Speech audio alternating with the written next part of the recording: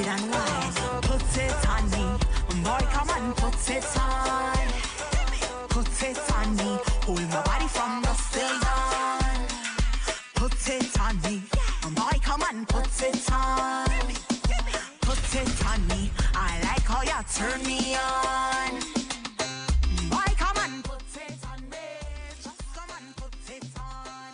Say, come on, put it on me. I like how you turn me on. I tell you what, Come on, put it on me. I tell you what, no. Put it on. I tell you push on. Put it on me. Oh Lord, I tell you. In defects me and you whining. Hold me tight, don't stop the grinding. I'm loving it, baby, I'm loving it. Let me hold a cozy corner and party till it's over. I'm loving it, baby, don't lose your grip.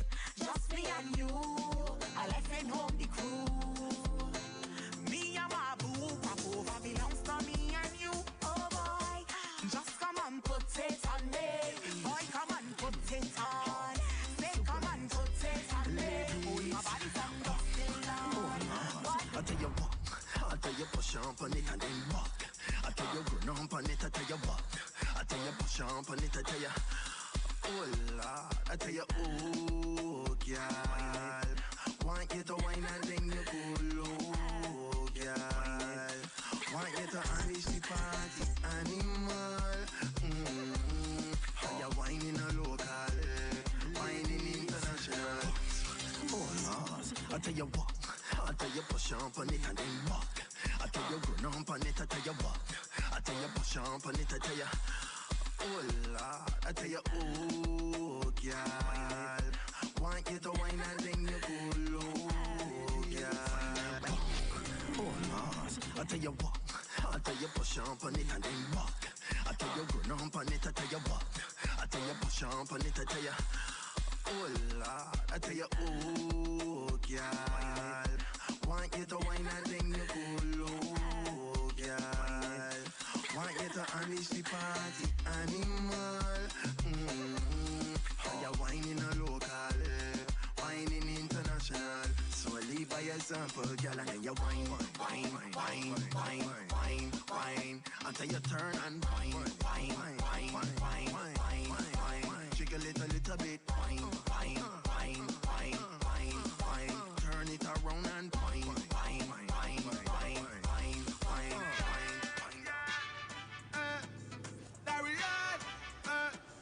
Problems.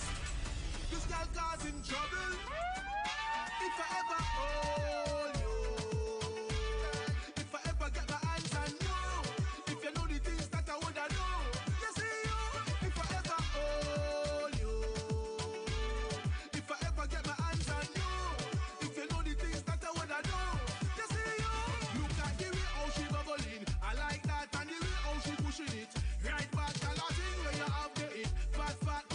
Give me that. I want that. See the way how she bubbling. I like that, and the way how she pushing it. Right back to the size of that thing there. It fat, fat. Give me that. I want that. The way how you wind to the ground. Of course I woulda beg you for some. And the way how you bend up your back. You don't know I must want some of that. So just free up the thing now, baby. All you doing, girl, is teasing me away from my mind. Girl, you're so fine. Just wanna put it on you one time, but if I ever hold you, if I ever get my hands on you, if you know the things that I woulda do, you see you. If I ever hold you, if I ever get my hands on you, girl, if you know the things that I woulda do. Anytime that I touch down, every man in a defect, one wine on the waistline. Anytime that we come through, now you're looking so sweet and every man eyes on you. Anytime that I touch down, every man in a defect, one wine on the waistline. Anytime that we come through, now you're looking so sweet and every man eyes on you. As the music sweet and the vibe real nice, energy right, everybody got vices. Wine is light, everything bright. Wine on the rhythm one time. Cause the music sweet and the vibe real nice, energy right, everybody got vices. Wine is light, everything right. Wine on the rhythm one time. Never knew I could do it like this, move my body like this now. Push and control, cause the music right and the vibe's real nice. Yeah, do you let your body unwind? when you're grinding. You never knew. You never knew.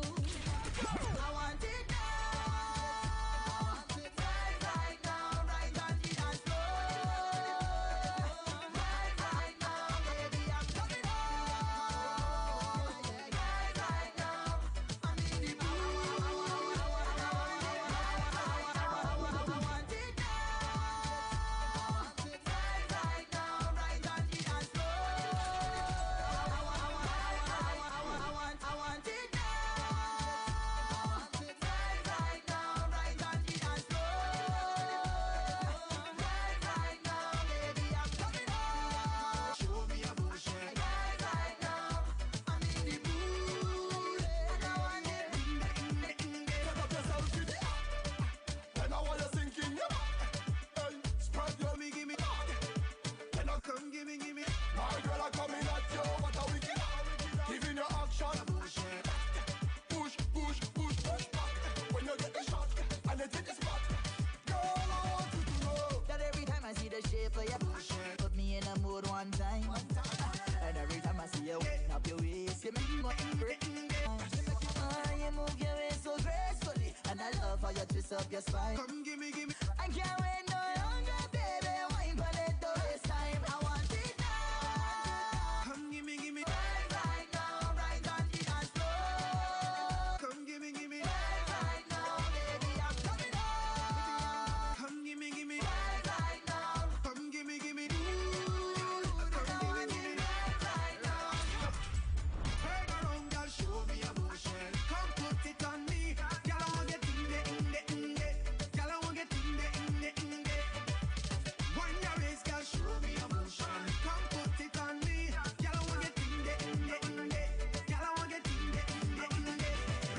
Oh, wine for me now. Oh, for me now.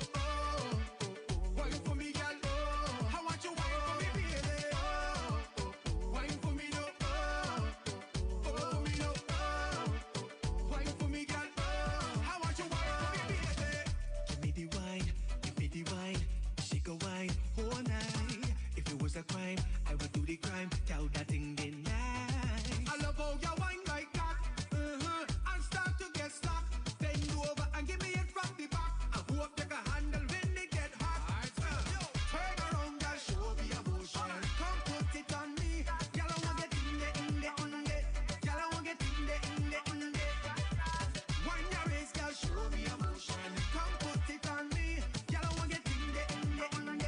Girl, I want get in there. Oh, wine for me now. For me now. Wine for me, girl. I want you wine for me, baby. Wine for me now. Wine for me, girl. I want you wine for me, baby. Check us out on Instagram, Facebook, SoundCloud, YouTube, LinkedIn, Twitter, and digitally.barbados.com. She thinks she's a shy girl, but I'm a Stella. You got trouble when you're walking up. Shantap on the track, yeah. Yes, baby. She thinks she's a shy girl, but I'm a Stella. You got trouble when you're walking up. Yes, trouble when you're walking up. Yeah. All about original, know me. Girl, I want you bend down, girl, and give me your all, girl. Totally. Wine like a trinity, with beach, and walk up in it. But if you really want it, don't waste my time. 1 in a million, wine if you're mine. Come give me, oh give me. Ready for give me all. No romancing, just hard wine. You give me no style. Keep up with me, keep close to me, cause I'm wild. You don't know me why. So we are wine. Yeah, right up at the town, I'll be leaving, walk out, goodbye if you're shy. She thinks she's a shy girl, but I'm a Stella. You cause trouble when you're walking up. Yes, baby. She thinks she's a shy girl, but I'm a Stella. You cause trouble when you're walking up. Yes, trouble when you're walking up. Yeah. All about original, know me. Girl, I want you bend down, girl, and give me your all, girl. Totally. Wine like a trinity, with beach, and walk up in it. Well, if you really want it, don't waste my time. 1 in a million, wine if you're mine. Come give me, oh give me. Ready for give me all. No romancing, just hard wine. You give me that style, give me that style. Keep up with me, keep close to me, cause I'm wine. You don't know me why. So we are wine.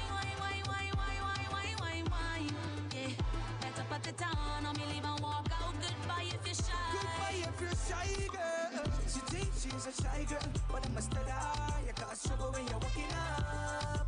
Trouble when you're walking up. Yes, baby. She thinks she's a shy girl, but I must tell her you got trouble when you're walking up. The way she whine and I make it spin, girl. Oh my. Me want you wind up in front of me.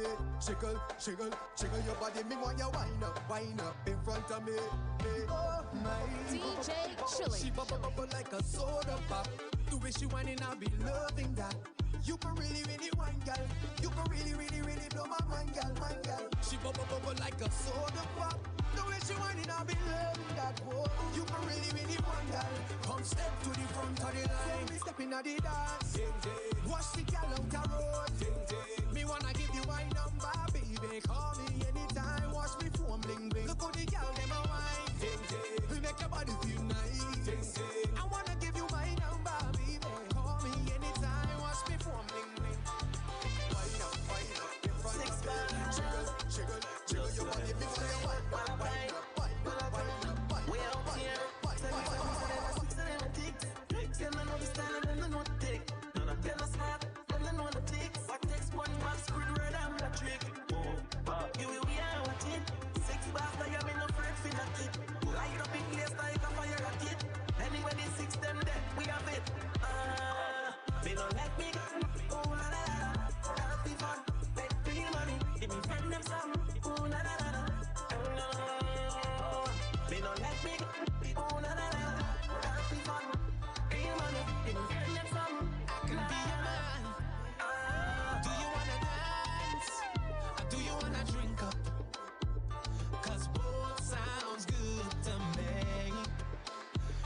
Romance, or you just wanna link up, baby.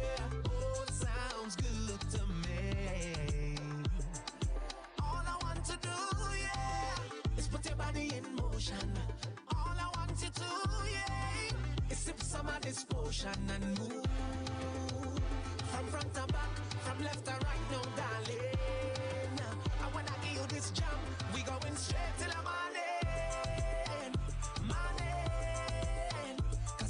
Sun come up, the party can't go no till I'm morning, whole day. 'Cause even if the sun come up, the party can't go no. Bouncing on your whining and you're jiggling it. Man of a body, baby girl, I just keep wiggling it. Oh, on your body, come. Plenty girl on the road, foreign and local, yeah they're whining with focus and they whining. Sexy girl on the road, and I'm feeling so airy when the sun beating down and the sweat on your body. Wine panda, let me give it to you. Girl, do over, let me give it to you. Wine panda, let me give it to you. Give it to you, yeah. Wine panda, let me give it over me. Girl, do over, let me give it over me. It's just wine panda, let me give it to you. Give it to you, yeah. I want wine for you over me.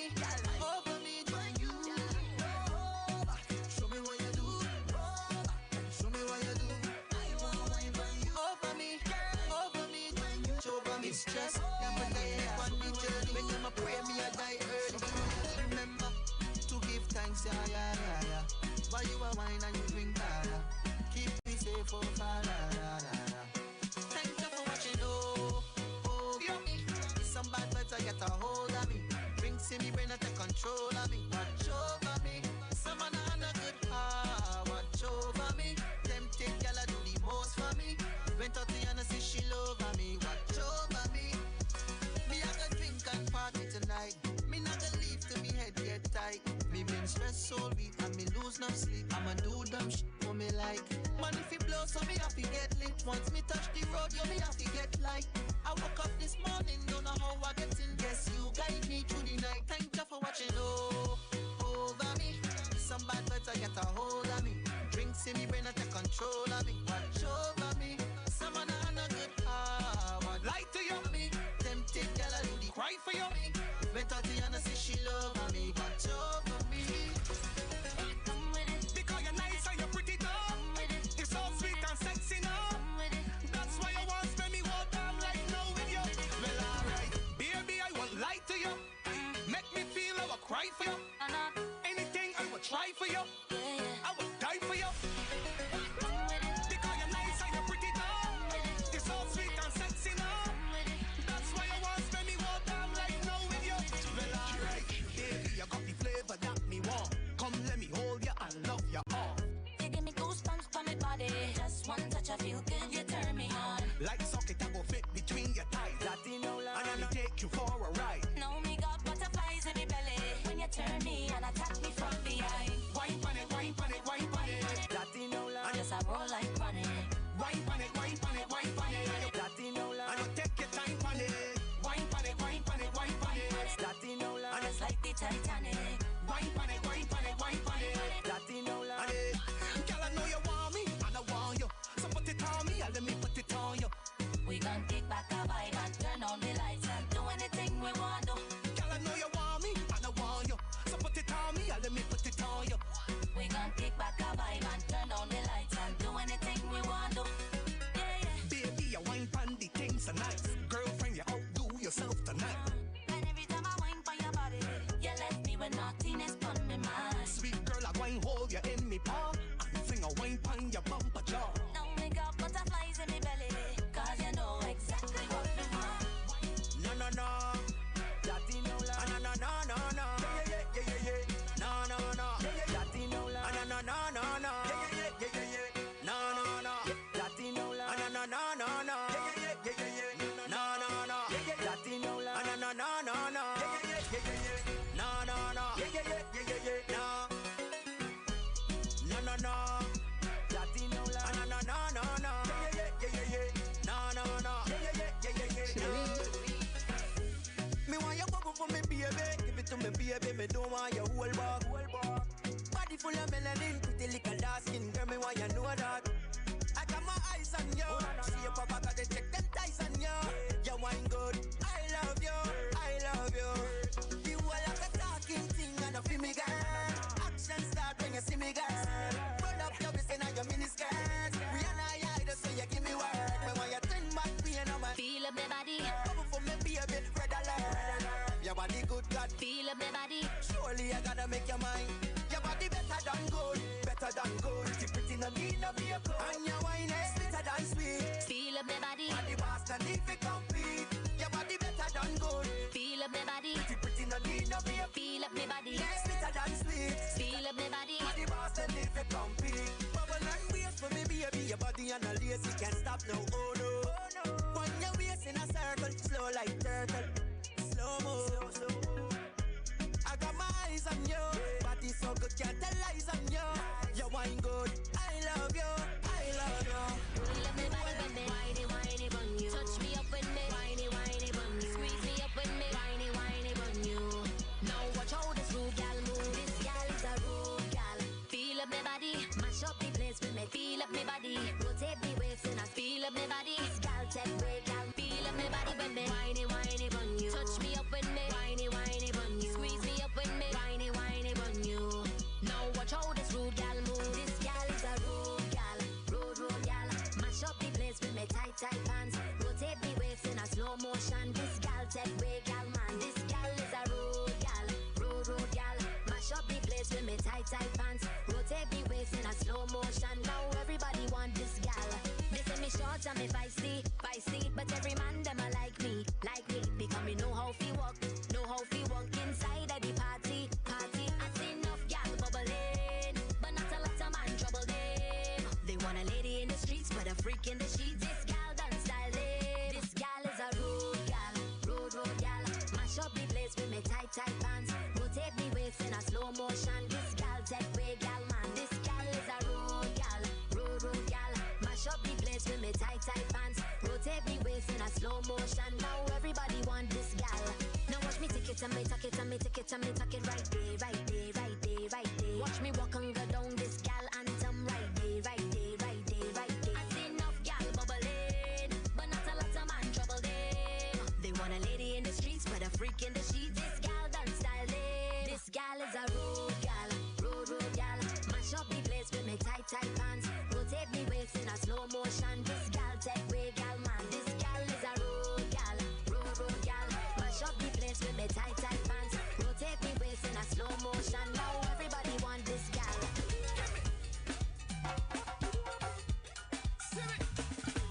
I never see so much obstacles before. I got to pray some more. I got to try and forget about it. I never say I'm perfect, and yes I fall, but I'm gonna again. See my journey will never go in vain. I never see so much obstacles before. I got to pray some more. I got to try and forget about it. I never say I'm perfect. I never see so much obstacles before. I got to pray some more. I got to try and forget about it. I never say I'm perfect, and yes, I never see so much obstacles before. I got to pray some more. I got to try and forget about it. I never say I'm perfect, and yes, I fall, but I'm gonna again. See my journey will never go in vain, no. That's how I gotta push. You gotta push and go through. We gonna push. We gotta push and go through. We gonna push. We gonna push and go through all the way, yeah. When my fire burn, you can see it from miles away. And the light from the flame is called my destiny. The road might feel little muddy, but cut and go through like Juve. Along the way I might stumble, but remain humble. I'm not ashamed to say that yes I fall, but I'm gonna again. See my journey will never go in vain, no. Yes I fall, but I'm gonna again. See this journey will never go in vain, no. That's why you gotta push. You gotta push and go through. We gonna push. We gotta push and go through. We gonna push. We gonna push and go through all the way, yeah. I never see so much obstacles before. I got to pray some more. I got to try and forget about it. So let me go back to my jam.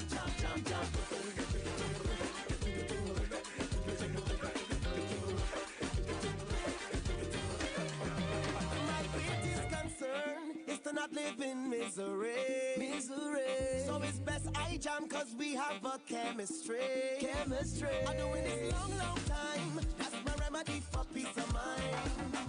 And even if you stumble, just remain humble. I'm not ashamed to say that yes I fall, but I'm gonna again.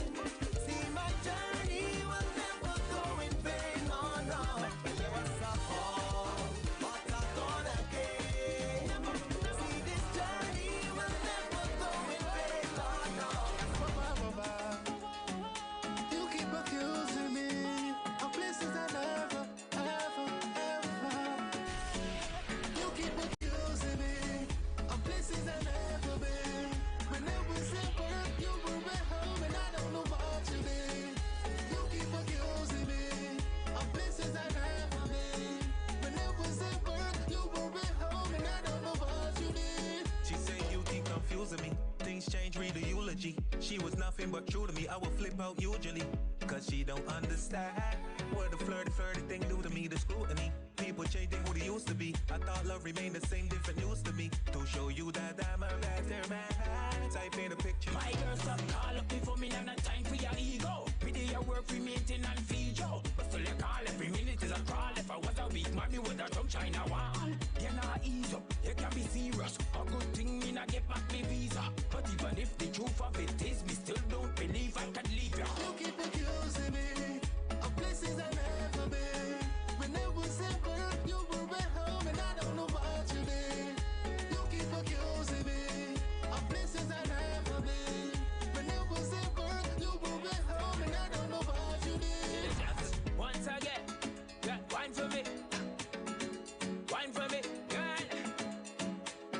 Yes, word. My girl, wine pon it, wine pon it, wine pon it, bring a little bit.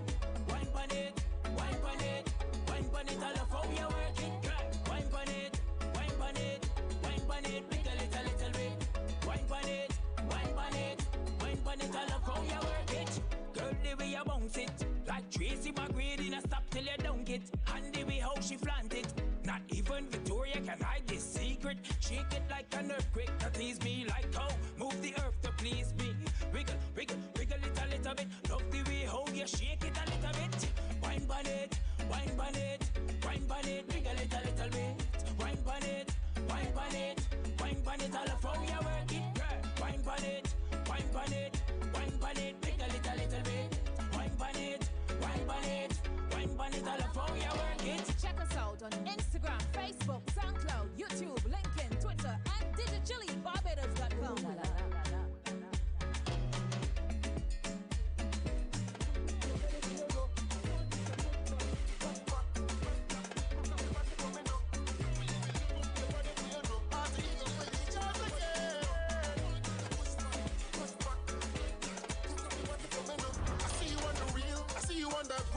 So fine, captivate any man. I wanna get close to you right now. I wanna get close to you somehow.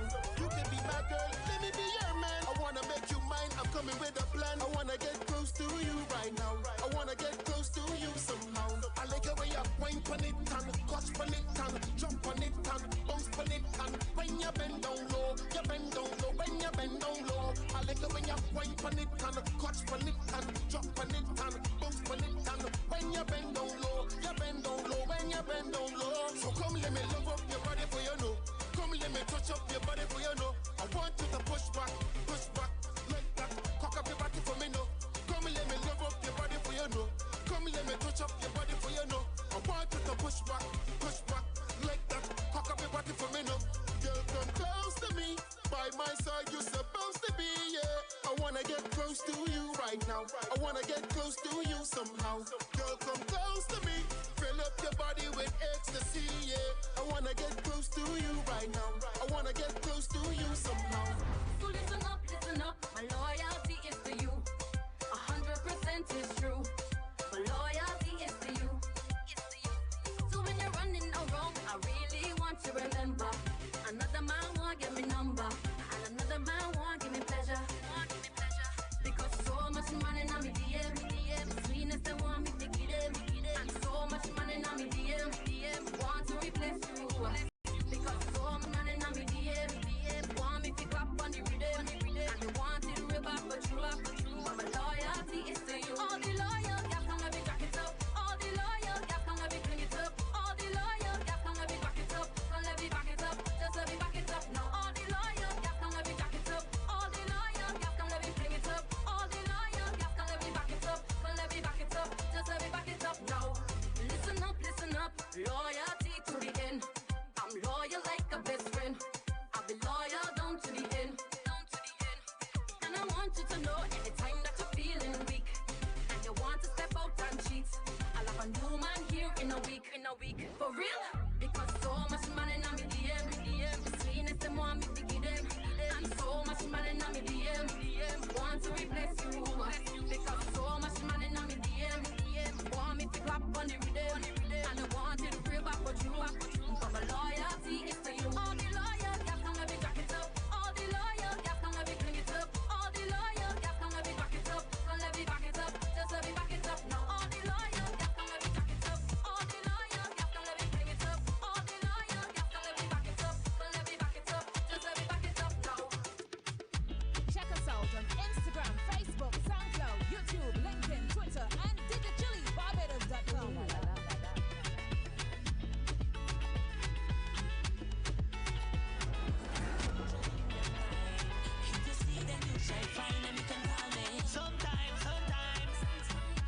Not all the time. Sometimes. Woman, you called 10 times yesterday, 10 more again today. Think you can program but I live my own damn life. Seems like you want more than company. Can't tell in friends and family about a young handsome guy. Don't get things twisted, baby. Don't expect no more than what we already have. Keeping it simple. Don't expect no more than what we already have. Keeping it simple, yeah. Must be confusion in your mind. If you see, then you shall find, and you can call me. Sometimes.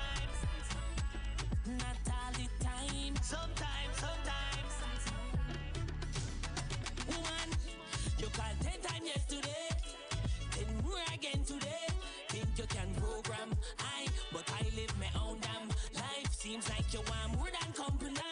Can't tell in friends and family about a young handsome guy. Don't get things twisted, baby. Don't expect no more than what we already have. Keeping it simple. Don't expect no more than what we already have. Keeping it simple, yeah. You take a wine with me sometime. You take a grind with me sometime. You can vibe with me sometime, but not all the time, so. You take a wine with me sometime. You take a grind with me sometime. You can vibe with me sometime, but not all the time, so. Don't expect no more than what we already have. Keeping it simple. Don't expect no more than what we already have. Keeping it simple, yeah.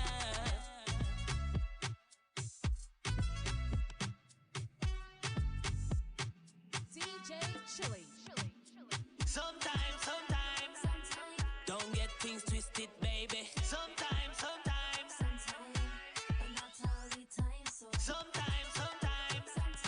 don't get mixed up now, baby. Sometimes,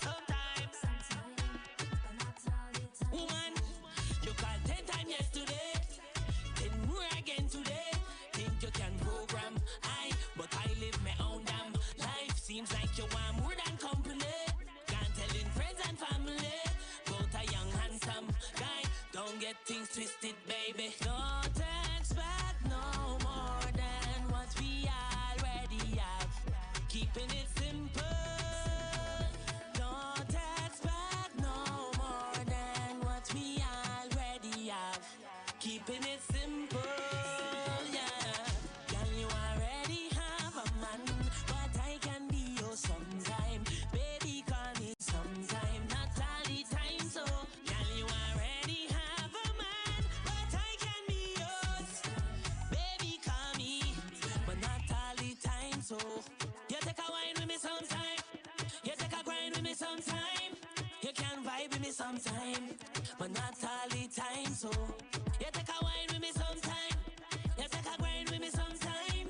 You can vibe with me sometime, but not all the time, so. You say you not letting go. You think life's a rodeo. Please do not bring that vibe, cause I'm just the man outside. Tell Juliet I'm not Romeo. I'm not the milk to her Oreo. Just let your feelings subside and don't get mixed up now, baby. Don't expect no more than what we already have. Keeping it simple. Don't expect no more than what we already have. Keeping it simple, yeah. Can you already have a man? But I can be yours sometime. Baby, call me sometime. Not all the time, so. Can you already have a man? But I can be yours. Baby, call me. But not all the time, so. You take a wine with me sometime. You take a grind with me sometime. You can vibe with me sometime, but not all the time, so. You take a wine with me sometime. You take a grind with me sometime. You can vibe with me sometime, but not all the time, so. Darling, you give a new definition to love. Darling, a blessing from the man above. Darling, it's only you that I want, that I need. For real. Saying this from my heart, you know. Nothing can tear us apart, you know.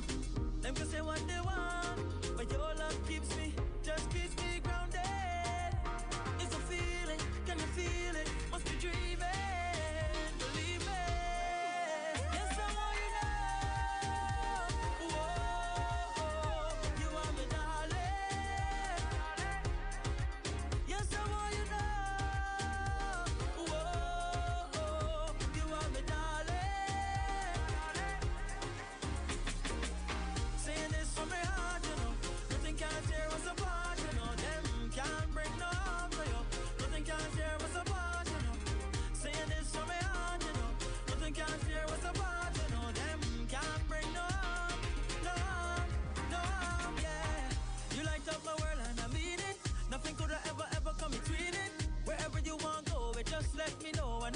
it happen, believe it. When I have you by my side now, everything else must step aside now. I feel so alive now, yeah. Saying this from my heart, you know. Nothing can tear us apart, you know. They can say what they want, but your love keeps me, just keeps me grounded. It's a feeling, can you feel it? Must be dreaming, believe me. Yes, I want you know. Whoa, you are my darling. Yes, I want you know. Whoa, you are my darling. Saying this from my heart, you know. Nothing can tear us apart, you know. Can't break no heart, you know. Nothing can tear us apart, you know. Them can say what they want. Nothing can tear us apart. Can't break no heart, no heart. I don't put the blame on you, 'cause your body like a stick of glue. You got me stick on. I gon' put the blame on you, yeah, 'cause your body like a stick of glue. You got me stick on. And I like it, oh baby. I like how you rock that body. Oh baby, your body got me excited. Oh baby, I can't keep myself off of you. You got me stick on like glue. You, I don't know what it is, but you got it.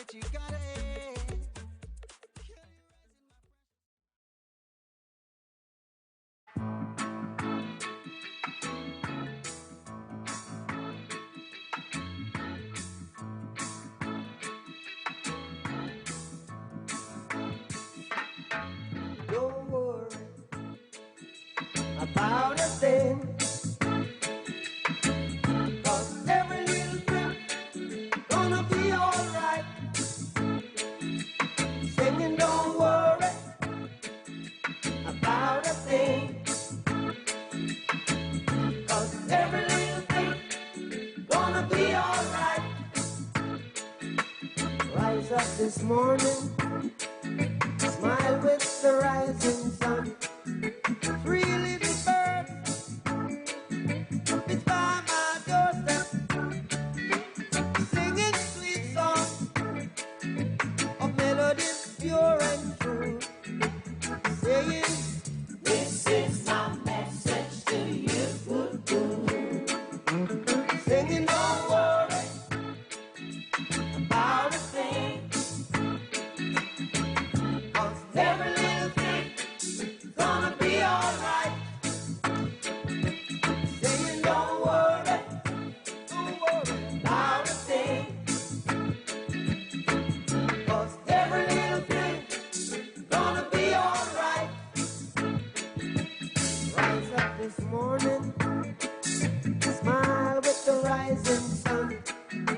Three little birds, it's by my doorstep, singing sweet songs of melodies pure and true, saying, this is my message to you. Really don't worry about a thing. Worry about a thing, oh, every little thing gonna be alright. Don't worry, saying don't worry about a thing. I won't worry, 'cause every little thing gonna be alright. Don't worry about a thing, 'cause every little thing gonna be alright. I won't worry, don't worry about a thing, 'cause every little thing gonna be alright. Baby, don't worry about a thing.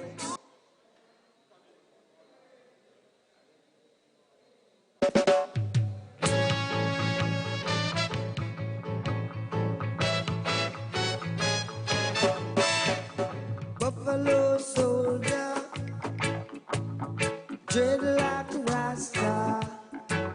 It was a buffalo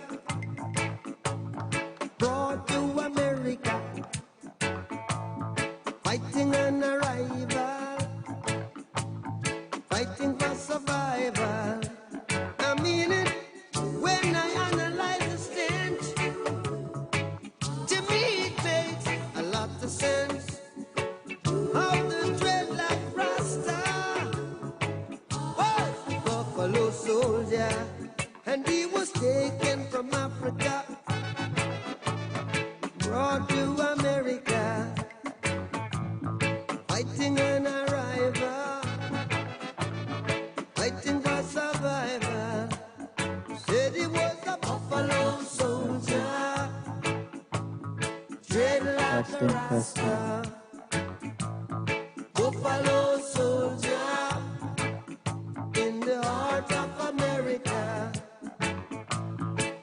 If you know your history, then you would know where you're coming from. Then you wouldn't have to ask me who the heck you would think I am. Good evening, everyone, members of the Democratic Labour Party. Welcome to this evening's rally. Yes, my apology. Welcome to this evening's rally. I'll invite you to stand so we can have a word of prayer by Comrade Adrian Bascom.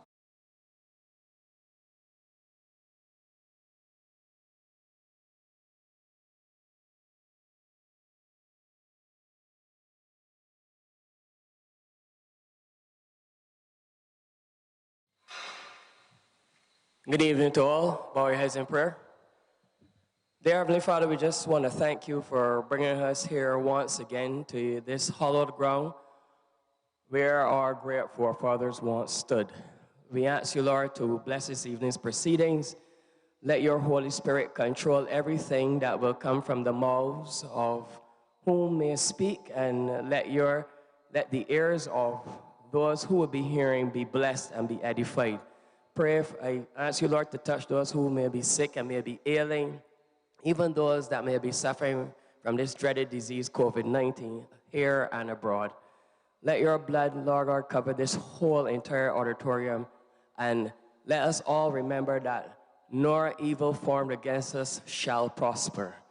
Thank you, Lord, and bless this evening's proceedings. Amen.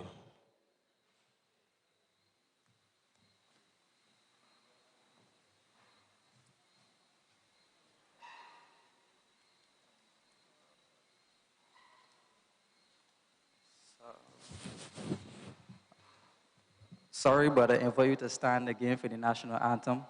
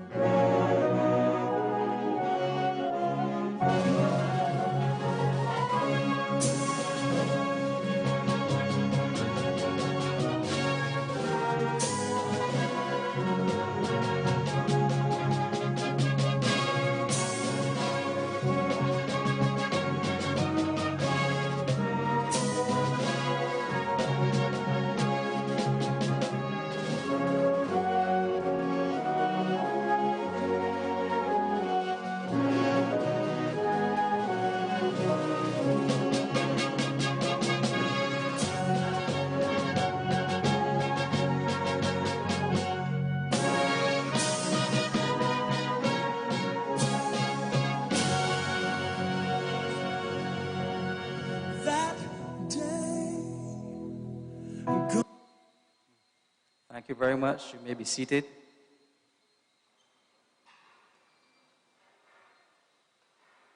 Good evening once again, members of the Democratic Labour Party.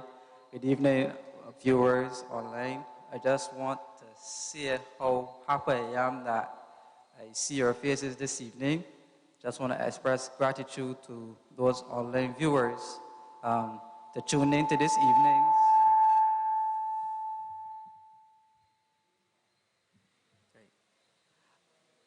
I just want to encourage you to tune in to this evening's festivities. I hope we have a grand time. We have a queue of very powerful, young, dynamic speakers this evening, and I want to encourage you to give them your ear and to give them your full support. Just want to say a good evening to those persons that I see here, I see the former candidate for, former MP, sorry, for St. Michael Central, Steve Blackett. Good evening, Steve. I see Senator David, former Senator David Durant. Good evening, Mr. Durant.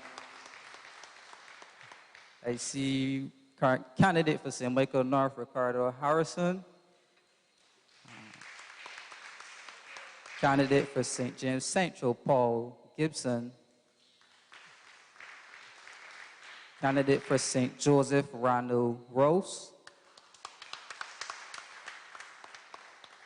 And to the general membership of the party, again, thank you for your attendance. And last but not least, good evening, Madam President. Not seeing you. Yes. So let's just get right into this evening's festivities.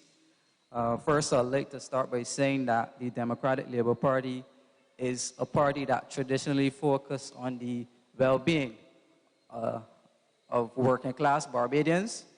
And we, in keeping with that approach, decided to field a team of young, vibrant candidates.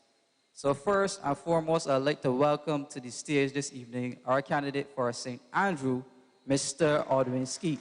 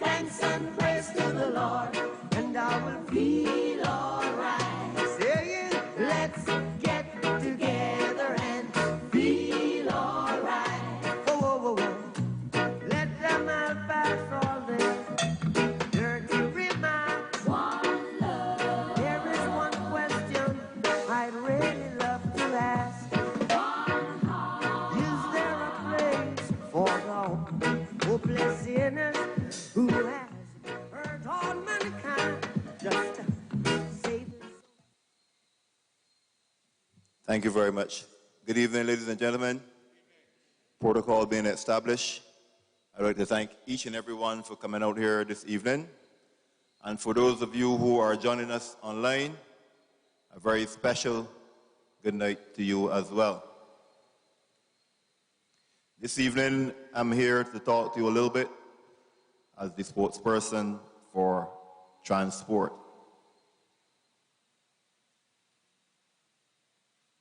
For me, as a person who lives in the constituency of St. Andrew, grew up and spent all my life in that area, transportation for us as a people has always been challenging. And the plight of the people in St. Andrew, and by extension along the route, we would always encounter people from St. Thomas, depending on what area you're going. Those in St. Joseph, the connecting parishes of St. Andrew and St. Peter as well. We always had some difficulty in mobilization. And tonight, I want to take the discussion not back to the stages where we had the coming on board of people like Ms. Rock and Mr. Lee and others who participated or pioneered in the transport for the people of St. Andrew and the rural Scotland district. But we want to talk about the discussion in moving transport in Barbados to another level. It's okay to propose a Barbados Mass Transit Association, but it's another thing to implement a strategic transportation system in Barbados.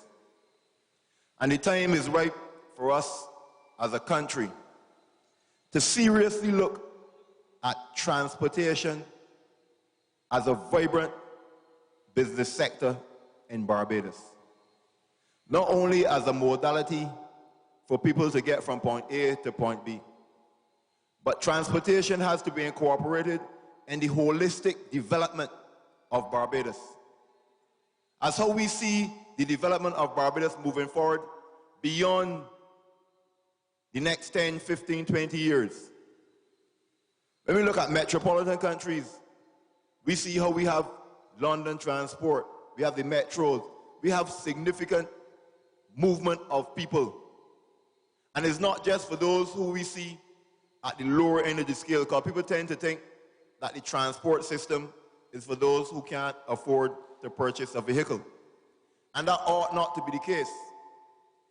It ought to be a situation where the average Barbadian or a person visiting these shores can choose to take public transport as a viable option and an efficient option to take you in and around Barbados, expediting your travel in a timely manner that you can reach a destination at a desired time so that you can enjoy your time in Barbados, and also for those who are working in Barbados to be on time, that they can be productive in their day-to-day life. These are the things we need to be talking about when we talk about transport in Barbados. We need to talk about creating hubs in and around Barbados.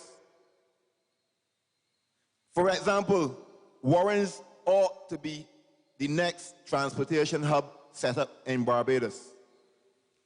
We cannot wait for the business sector to pick up all the vital space and then for us to have to put a hub for transport somewhere in the back, nestled behind some building.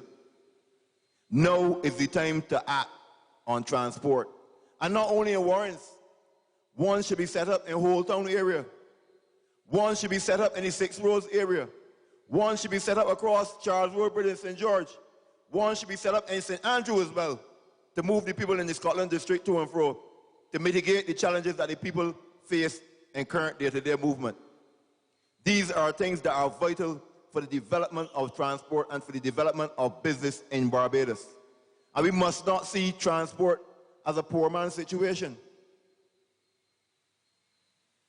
Private concessionaires benefit from the tourism aspect whenever it is growing at that point in time, when we have large numbers of tourists or influx of tourists on these shores. But for the last 2 years, with the onset of the COVID pandemic, those tour buses are not utilized as they used to be prior to the pandemic. And I'm saying that if we had a vibrant transportation system, incorporating those players into the market would be a symbiotic relationship between the current transport system, those players who are now coming in, to move the people of Barbados efficiently. We can't just look at superficial road services and fixing roads here and there and feel that it is enough. We must look at those rural areas which have significant amount of pedestrian traffic but do not have adequate bus service. The bus service needs to be scheduled in a way that when a person or persons decide to leave their homes, they have no doubt within their minds that within a particular time frame, once they reach the desired bus stop, a bus will be arriving there within a certain time. Not people have to be standing up for an hour and 15 and 20 minutes waiting on a particular bus and inconveniencing themselves, and when they get to work, they find that the employer has challenges because you are always late. Not being a fault of your own, but the transportation system in the area where you live is not adequate. And these are some of the things that plague this country at this point in time. It's been happening for a number of years. It's not just started. But I'm saying that now is the opportunity that we have to develop a transportation system that is meaningful, that is purposeful, and that is desirable to the people of Barbados. And when we talk about transport, and we talk about development, you cannot develop a situation in Barbados where the areas that are urbanized, the Redmond Village, the Holders Hill, Hastings, and those areas have feasible amount of transportation. But you get areas like Marchfield, College Savannah, Sam Lawrence Castle, Bath and St. John, Chalky Mount in St. Andrew, Bordens in St. Andrew, people from Turner Hall, people from Checker Hall, St. Lucie, people from Josie Hill, from Pike Corner, having to wait significant amount of time for transportation. And they are paying the same amount of cost for the same transportation, but just not adequate enough for them. On an average day, you can find 20, 30, 40 ZRs playing a particular route in Barbados. And when you look at extended routes, sometimes 3 buses a day peruse those areas. It is not feasible for those people. It's not feasible for Barbados moving forward. And we must also look at the way how we move or import current vehicles at this point in time. Because we are talking about renewable energy and being fully renewable by 2030. But what incentives are we putting in place to ease the cost of those people who want to bring in electric vehicles? And not just a small car, but for those persons who have freight and services, who want to bring in electric trucks. What hubs are you putting in place that those people can recharge those trucks and get concessions to move those people along in the transportation system, which is important to reduce the cost of living at this point in time? Because once we get more electric vehicles using more renewable energy, we can have a lower fuel import bill.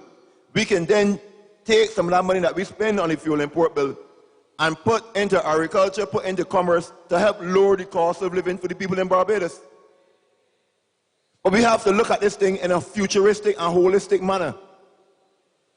Oftentimes, we neglect the small man because we don't see him as a significant player. But each person has a significant role to play. A chain is as strong as its weakest link. And if we incorporate and strengthen each weak link, we would have a stronger and a more viable chain to move across Barbados.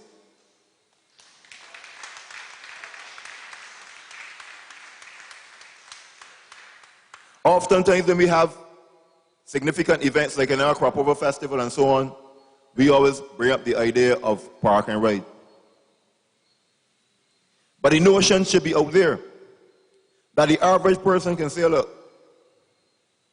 it is feasible for me to leave my car at home and travel to Bridgetown, to the airport, to Sam Lawrence Castle, to Spikestown, or to Coles Bay in St. Lucie for a scenic ride, and enjoy that ride in a timely manner, and also be able to have a sense of getting to a destination within a desirable time.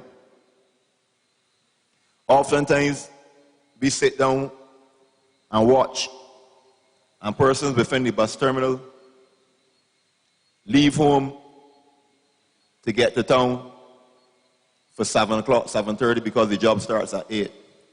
And those persons have to catch the 5 o'clock bus, because after 5 o'clock, the next bus might very well be the 8 or the 9.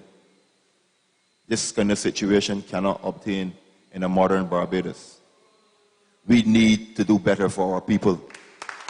We need to do better for our businesses.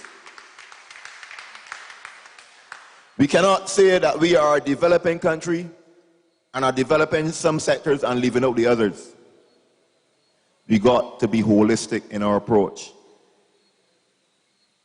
And transport is such an important part of the development in Barbados that if we do not take the transport sector seriously and reinvigorate the transport system, we will find that the development we do in certain areas will be pegged back because we have not incorporated significant thought in the development of the transport system. And on the transport system,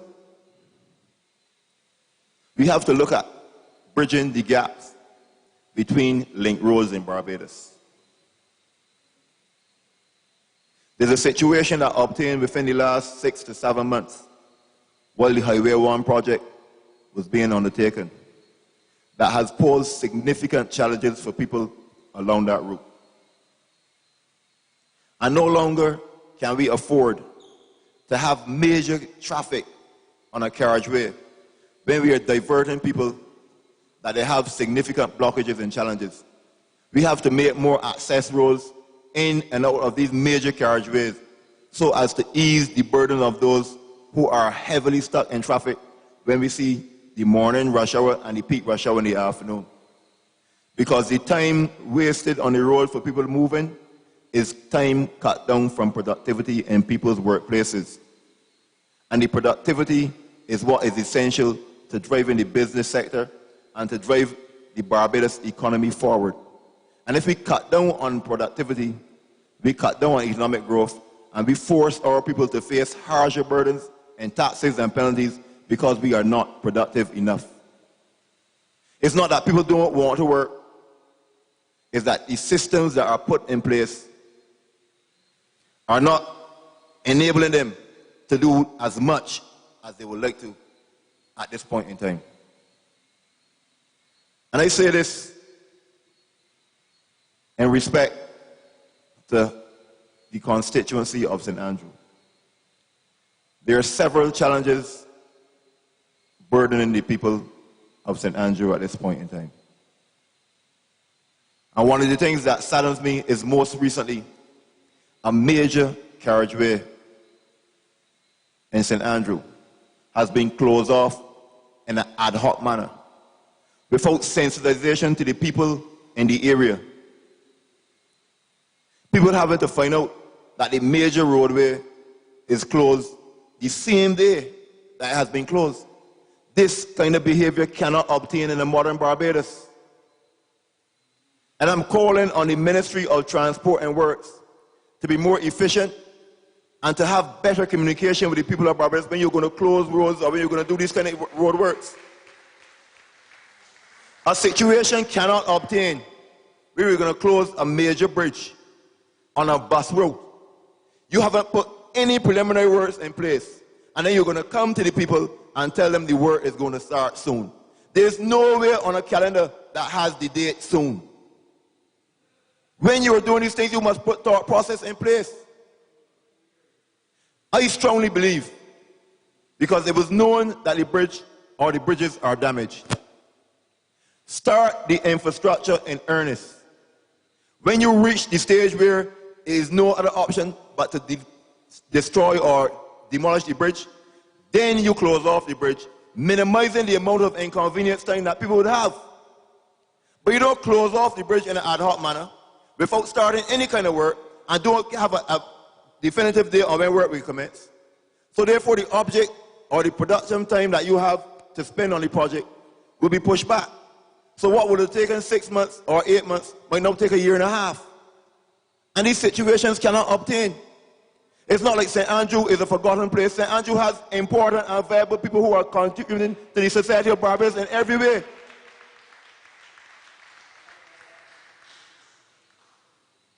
They may not have a vibrant voice right now, but I'm saying this to you. Given the opportunity, St. Andrew will have adequate representation going forward. Because the people of the Scotland district, not only St. Andrew as a whole, because St. Joseph, St. Thomas, St. Lucy, St. James, and St. John face similar challenges. And urgent attention needs to be paid to the roads in the Scotland district. It is full time that the soil conservation, along with the MTW, coordinate efficiently to do significant work in the Scotland district. Because for too long, the work in the Scotland district has been neglected, and we cannot afford to wait for disaster to strike. We must act now and act decisively and effectively for the people in that area. Oftentimes we hear of roadworks. We listen to the estimates and we see the amount of money that is given to spend on capital works projects. But when you look at the landmass of the Scotland district, and you look at the amount of money that is allotted to the capital works programs in the Scotland district, the Scotland district makes up 1/5 of the landmass in Barbados, but not 1/5 of the budget is allotted to the Scotland district. That cannot be sustainable in a modern Barbados. The Scotland district provides minerals, vital minerals for the development of Barbados. Without the sand at the sand hole, without the shale from Greenland, I don't see the cement being made. I don't see the buildings being made. The foundation of Barbados relies on St. Andrew.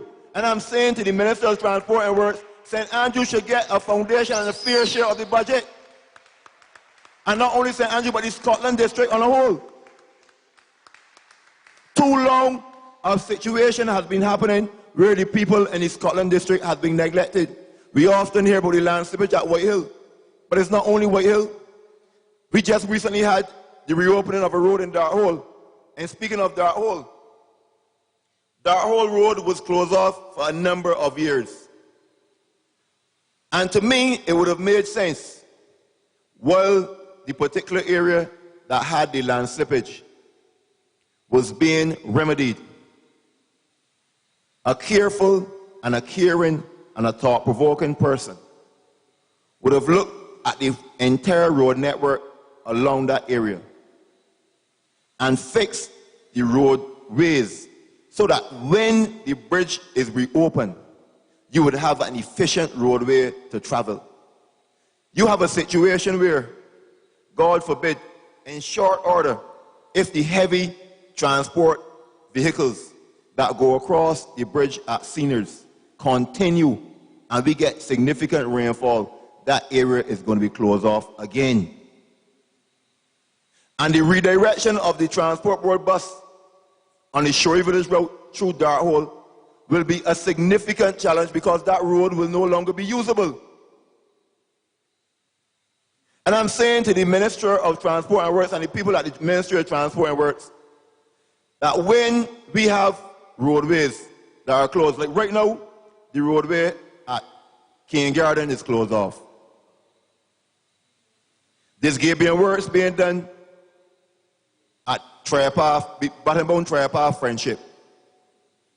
And I'm saying while that area is being done, significant work should be done further along the stretch so as to when the bridge, whenever it is done, because there's no definite time of when it's finished, but whenever that bridge is finished, there will not be a reason to close off the road in a year or so to do major road works again, to inconvenience the same people that you have just inconvenienced a year ago. Put thought into the process be forward thinking when you're doing these things. Consider the people in the area and consult the people in the area so that going forward you will mitigate these kind of situations. Because the people in those areas have significant challenges when you close off major roadways. What would normally obtain in a transport route of 45 minutes now has to take between an hour and 15 to an hour and 20 minutes for the same people to get on the same route. This kind of thing is not fair, is not satisfactory, and I'm saying that better needs to be done for the people. And in and around Barbados, there are too much roadways and carriageways that need significant road improvement, but we are fixing and superficial road surfaces that have just been done 10 or so years ago, and people have been crying out for significant road works 20 and 30 and 40 years ago. There's a road in St. Andrew called Coggins that I've lived in St. Andrew all my life. and this road has never been repaired. I heard from the former Minister in Transport that when a loan was borrowed, that roadway, along with Babylon and St. Andrew, is one of the roadways that were supposed to be done. But I can say this to you tonight.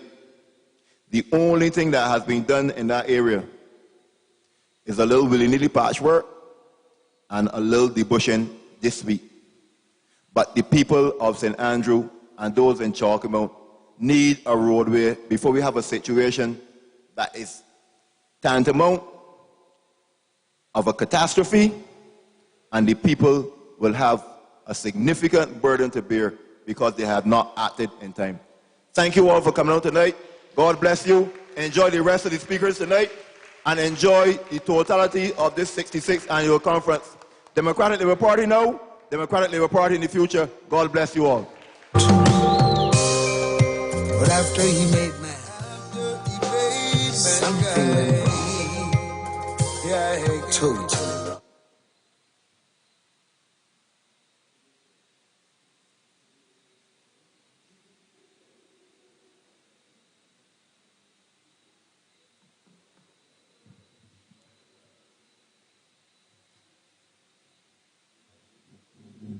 Let's give another round of applause for our candidate for St. Andrew.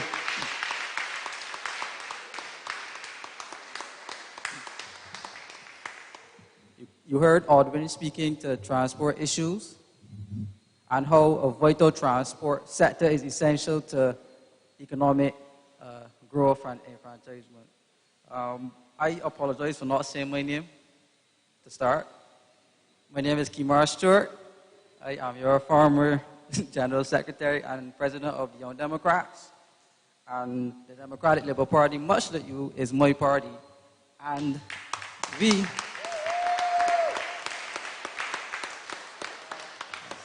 And like I said, we have been the party looking out for the lower classes in Barbados. I'm taking a principle from the Constitution of the Democratic Labour Party, which states that public policy should aim to improve the lot of all citizens in society, that the content of policy should always reflect a commitment to solve problems of youth, labor, women, the aged, the disabled, the unemployed, small business, and other disadvantaged groups across Barbados. And you can clearly see by traditional policies of the Democratic Labour Party that we have been the party to champion the cause surrounding all of these respective groups.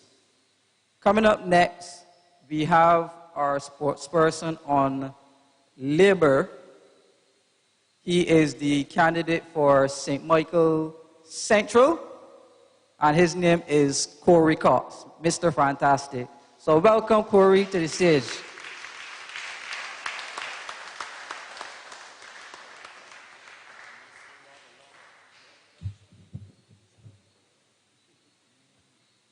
Ooh, la, oh, yes, I am. Ooh, I met a girl this morning. Pleasant good evening to everyone. Protocol having been established tonight, but let me still say good night to everyone. I want to first begin by recognizing the issues that is going on currently in Kabul, in Afghanistan, where the American troops have pulled out, or trying to pull out. But my concern really lies with the residents over there who are trying to get out. I mean, today there was a news story which came out about someone who fell from the plane trying to be a stowaway and actually fell to his death. I mean, it is crazy in some parts of the world. So when it's always bad, it's always worse for somebody else.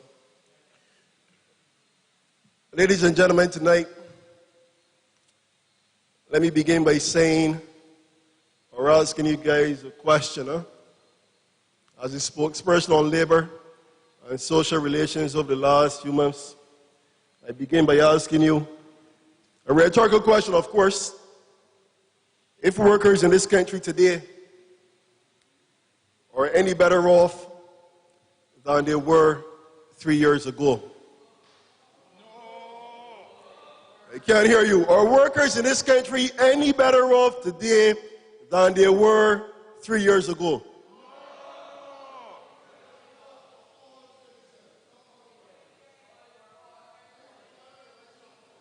We're living in some really, really challenging times. We speak about being craftsmen of our own fate. But that can no longer be an ideal, comrades.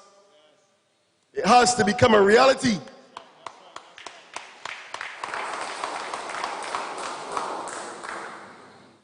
We continue to depend or put our trust in the hopes of sectors which originate from overseas in order for our people to have jobs and to live. The tourism industry, for example, I would never bash the tourism industry because I'm a graduate in tourism management. I wasn't a scholar like Dawn Marie in her discipline, but I had some honors too. I spent some time partying when I was at UE, so I can get both at the same time. But tourism has its place in our society. It is important to the economy. And its trickle-on impact or effect on other industries in Barbados is also very important. It cannot be easily replaced. I would never advocate for such. But we cannot continue to throw around this line the concept of diversifying our economy, but not actually doing it. If there was one time when we really need to diversify our economy, ladies and gentlemen, it is now.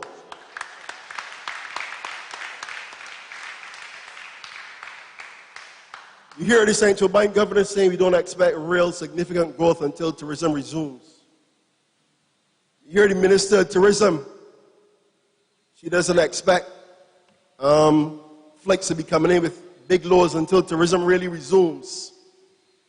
The thing about it is, I grew up in the church and I've only been taught about one Jesus. So I don't know how many people can actually predict if and when tourism will actually resume. And if and when it resumes, how strong will it be when it resumes? In the meantime, what do?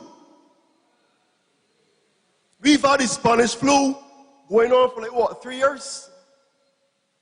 We are now into 18 months, 19 months going on into a pandemic. And we are still waiting for tourism to resume. All the while, so many persons are at home unemployed. Comrades, I walk the length and the breadth of St. Michael Central, which I have the pleasure of being the chosen candidate to represent in the upcoming election. You know what is the number one cry in St. Michael Central? From all the way in Flint Hall, all the way down the wall. This evening I was talking with a guy. Jobs, jobs, jobs. Everybody want work. And all we are asking, all they're saying is, when tourism resumes. More has to be done. Comrades, you look at the Ministry of Finance, the Prime Minister is in there. Clyde Maskell is in there.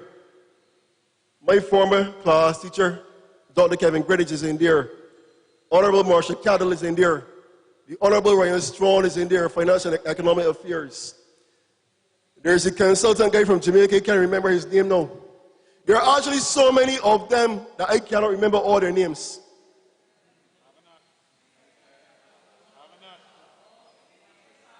Prasad, oh, I can even forget Prasad of all people. Imagine that. But all we are waiting for is tourism to resume. There was a time in Barbados where we had so many manufacturing, different aspects of manufacturing. You have the West Indian Ceylon cotton. One of the finest cotton threads you will find anywhere in the world. There was sugar cane. You guys go to BMX every year. We've not had it the last 2 or 3 years, but you see the magnificent things that we produce at BMX. We have to become craftsmen of our own fate. We can't just say it. We have to reduce the amount of buying we are doing from the external markets, and we have to look to sell to the external markets, ladies and gentlemen. We have to create jobs for people. You see the myriad of unemployed persons all over Barbados right now. Everybody is coming. Somebody is selling chicken and chips. Somebody is selling postcards. Somebody is typing letters and everybody is doing something in order to survive and pay their bills and support their children. This is the time when the government should be trying to capture all these people together and help them. Look at the feasibility of some of these ideas that they have, and if we can help them to grow. Because if they can be grown and they can be expanded, then we can employ 2 or 3 more persons. People out here needs help. I heard somebody say last night, this government or this country is on autopilot. You can imagine the difference that 3 years made, ladies and gentlemen. The Olympics finished a few weeks ago, and I am convinced the Olympics is still going on. Everything is being passed on. Flour goes up, the price being passed on. Gas going up, the price is being passed on.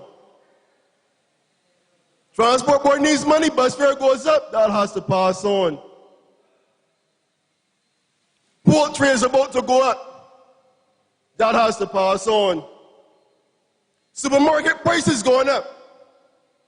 And you know the only person running this last leg is the little man in Barbados. You know the most pressure in a relay, like, you're either going to make up the deficit or you're going to protect a lead. The little man in this country must be made to bear the brunt of what is going on. This is a government today that when in opposition it said we cannot tax our way out of a recession. We can't, listen, these people is just taught, you know, we can't tax our way out of a recession. I'm convinced right now this government is trying to extract blood from a rock. What more can you expect to get out of the people? The people are all taxed out. No real ideas. Ladies and gentlemen, I am disappointed. Our statement was made a couple of weeks ago. I find it to be a very profound statement. I think it is a statement that all of us should stick it on our mirrors, on our doors, even write it on a sheet of paper and stick it over the cubby hole in the car. 30 for 30 is not 100. A very simple statement, you know, but it is very, very true. 30 for 30 is not 100. We have people in this country to represent, ladies and gentlemen. We must be the mouthpiece for the citizens of Barbados. I don't know where the trade unions are. I went to St. George North last year. I do bad in that kind of way. Because I fundamentally felt no leader of a trade union should be part of any government. I do not care if it occurred 10 years ago, 20 years ago, 30 years ago. I really don't care. I know that today in this environment where workers in this country are under so much pressure, it should not happen. A cat and a rat cannot sit at the same table and have dinner together. It can't happen. Whose interest do you protect?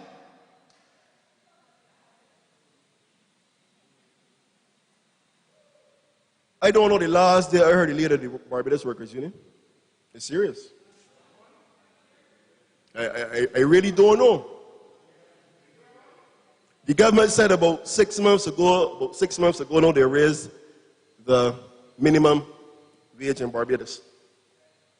And I know that at the next election, whenever it's called, they will come and they say, oh, I raised the minimum wage in this country. And you know how they like to get on. But people, we must critically analyze these things for ourselves. The workers in Barbados have not benefited from no increase in minimum wage.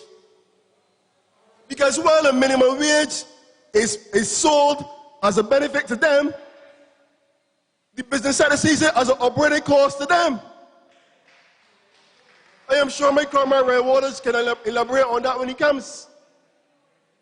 You know how many people since the minimum wage came into effect are now working 3 days and 4 days, or working an hour off each day in order to get that wage level back to what it was before?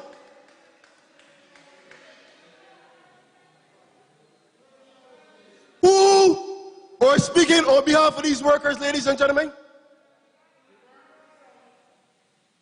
As somebody knows, say the workers themselves, which is a shame. We cannot sit idly by and allow this to happen. We cannot. I don't know how many of you in here have the balls. But I know when I last checked, I still had 2. And I intend to use mine.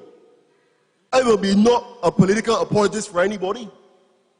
But I intend to be a defender of the rights of these workers. Every day. You see, a few weeks ago, they started talking about vaccine mandate. I don't want to get into all that because that's a side topic altogether. But nevertheless, it affected the workers. It continues to affect the workers today. People are sending letters to workers. You need to be vaccinated by so-and-so date. Not really understanding the fundamental concerns that people in this country have. Whether this concern is unfounded or not, the reality is it is a concern. Vaccine hesitancy is not peculiar or unique to Barbados or the region. It is occurring all over the world. Ask yourselves how we managed to get 70,000 Pfizer vaccines in here. You think that they like us that much? You gotta think. But we cannot continue to let the workers in this country who were made to feel like heroes last year, be made to feel today that they're under so much pressure and there's nobody to speak on their behalf. We have a job to do, Democratic Labour Party comrades.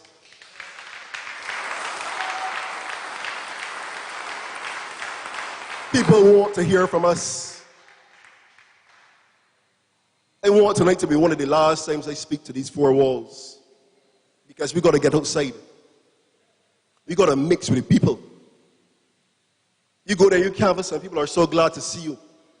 If you listen to the narrative, you'll probably think, oh, DLP. But I don't buy into all that. There are so many persons out there that want to see us and want to hear from us, and they are so happy to see us. I assure you, if Barbados had a vote again, what goes on today or what went on in 2018 with those election results will never be the result again. I assure you of that.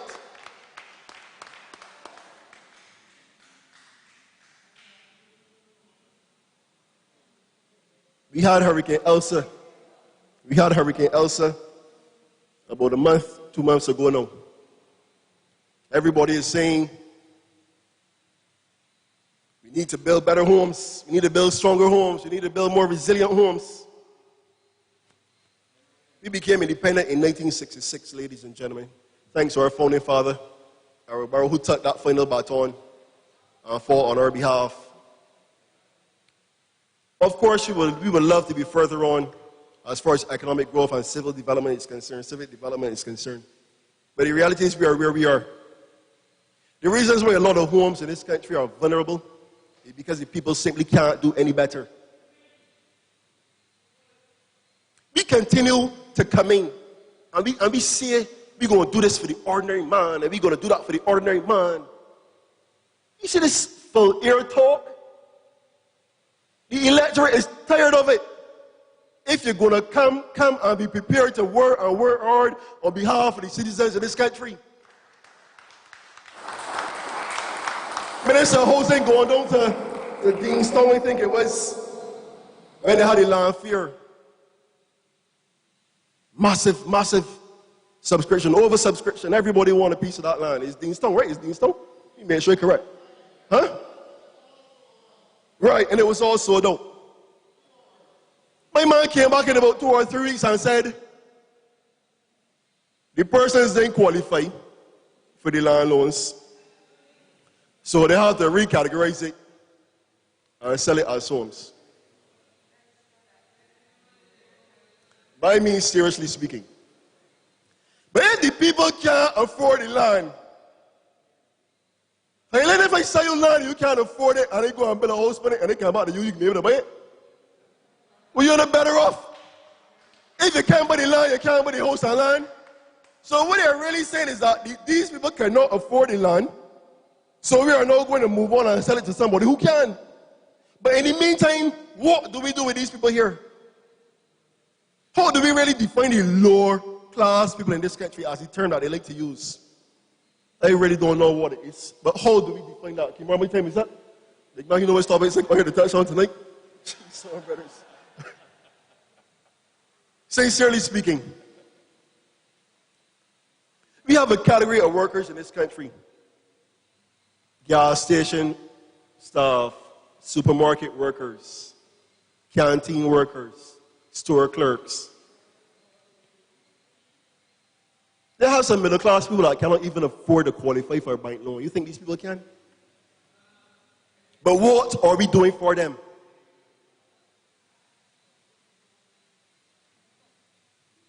Will these people continue to be left out of the net for social transformation?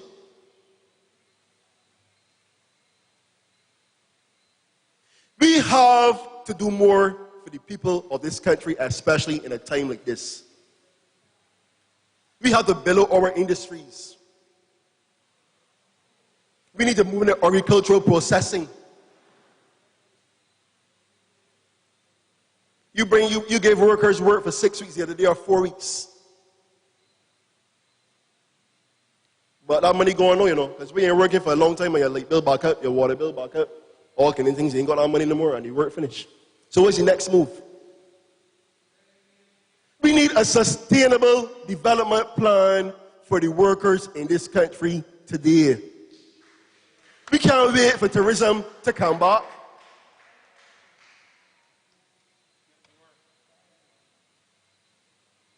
Tomorrow I can leave, man. I can leave. But sincerely, I didn't plan to get work up here tonight. But unemployment in this country is really going through all kind of pressure. We got underemployed people in this country, underpaid people in this country. And the thing about it is that the workers want to hold on to the job so much that they're not really complaining. Social transformation has to be a reality in this country. It has to be. Crossment of our faith has to be a reality. We can't just speak it like empty words. This is my time here tonight. Ladies and gentlemen, I want to thank you watching us live online, the diaspora overseas, the residents who didn't come out, the ones who are here. I want to thank all of you. But just to say, as members of the Democratic Labour Party, we must go forth because Barbados wants to hear from us. Barbados wants to see us. And let them know, come election, we will be president. We will be present.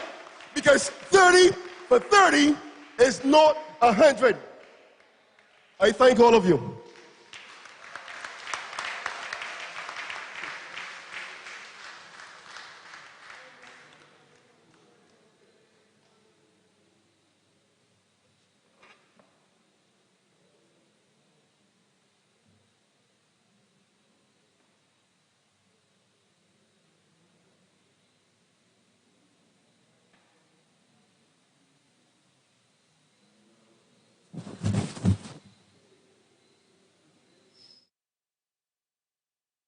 Another round of applause to Corey Cox.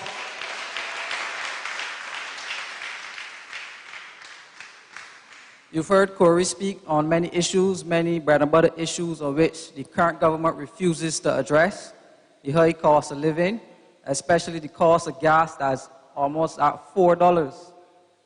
Gas is expensive, bus fare is expensive, supermarket prices are expensive. Everything is just killing you with taxes.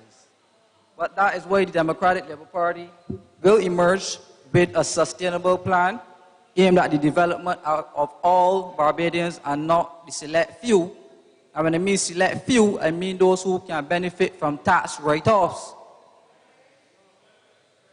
They benefit while we have to pay. I don't think that's fair. We all know that the COVID-19 wrecked our economy and livelihoods. We had the highest unemployment rate in Barbados for eons, and the government still, up to the day, has not come up with a plan to get Barbadians back to work. The tourists are not coming. Kevin Green said today, along with the chairman of the private sector, oh, we need to make a decision on vaccines. But if I can recall, the government and Dale Marshall was to come up with an opinion around vaccines. Up to now, he still has not come forth with his opinion on that.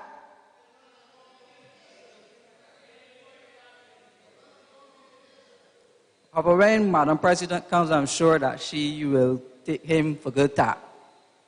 But next is one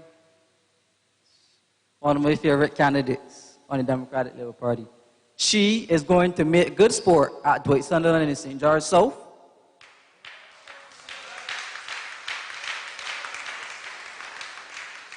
She, a young, strong lady like Dawn Marie Armstrong, has come into the Democratic Labour Party like a breath of fresh air. And I'm sure you will enjoy hearing her tonight.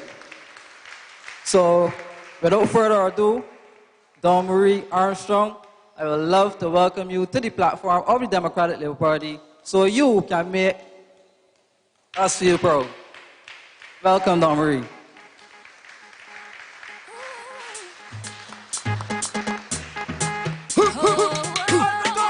Ladies and gentlemen, welcome to the Caribbean. Good to meet you, master. We'll take you there. Yeah, I put your hand in the air. Let's go. We are from a little island. Hi, good night, everyone. Believe it or not, there's been a while since I've gotten fancy. But given the fact that we're on the heel of another election, I thought that it'd be best that I put on my bash dress to come and address you tonight.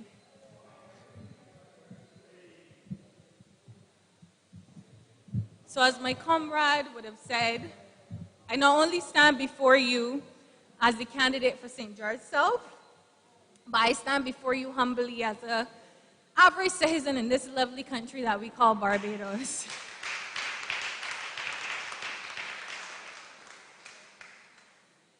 And people often ask me at 33 years old, why politics? Why sports? Why be the spokesperson for the DLP on youth sports and community empowerment, or sports, youth, and community empowerment? And I tell people all the time, why not? Believe it or not, you know, some of us, well, the majority of the others, as we can see, tend to be very self-serving. But for me, I am very selfish in the way that I serve. And I reckon that rather than leave my talents and take them elsewhere and contribute to the brain drain that we often experience here in the Caribbean, as there are so many of me in the UK and one of me here, I'd rather stay here.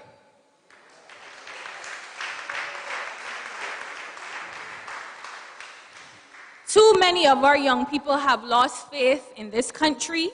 Too many of our young people have lost faith in the government, and too many of our young people have lost faith in themselves to know what it takes to be resilient in a climate such as this and to push on to do better for themselves and for their future. And I say with me, it ends.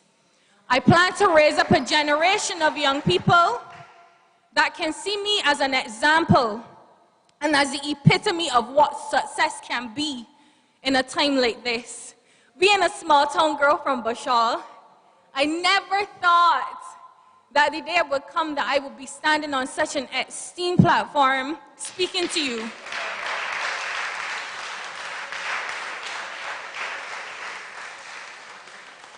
And addressing you in this manner. And it's so funny that I visited my grandfather just last week, my only living grandparent. And somebody told me, my uncle told me, you know, if you go and visit Daddy, he gonna be so proud of you. And I peeped into the bedroom and I said, Daddy, look at me. He said, you're doing big things now. I said, Daddy, I'm doing big things for you and for all of we. And that is what the Democratic Labour Party stands for.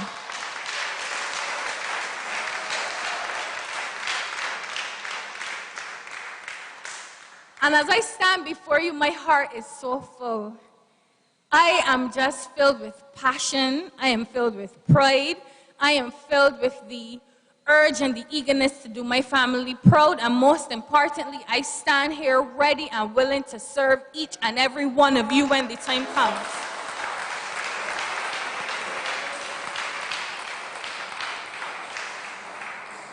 But let's get into the crux of it. Let's get into the nitty-gritty, as we like to call it. I will say, being a former athlete and knowing the struggles of being an athlete in this country, not for now, but for many years before, I was one that given and retired from my career, my budding cricket career, prematurely. Not because I wanted to, but because I felt as if I had no choice. I was one of the fastest female bowlers in the Caribbean region, earmarked to represent the West Indies team, received a scholarship to play my trade in the UK, started my master's degree, and after that, things became challenging. Women were not paid to play cricket. Women were still seen to be playing cricket as fun, and as a professional young woman, I decided to do what I thought was best for my career, and I decided to pursue my academia. I look back on it now and I wonder if it was something that I should have done. But given the opportunities that I have been given through the Democratic Labour Party and the opportunities that I will have to assist those who had no choice, I say that I have made the right decision. But I say even more so now, it is time for this government and for the minister to stop making sport at sport. How many years have we heard it? How many years has it been said? How many of our athletes have been impacted negatively by this belief that for some reason, when you pick up a cricket bat, when you bowl a ball, when you run on the track, somehow it is for fun? We even saw people make fun of our candidate in the St. George North by-election, a sports person, an awesome sports person, one of the best in this day and age.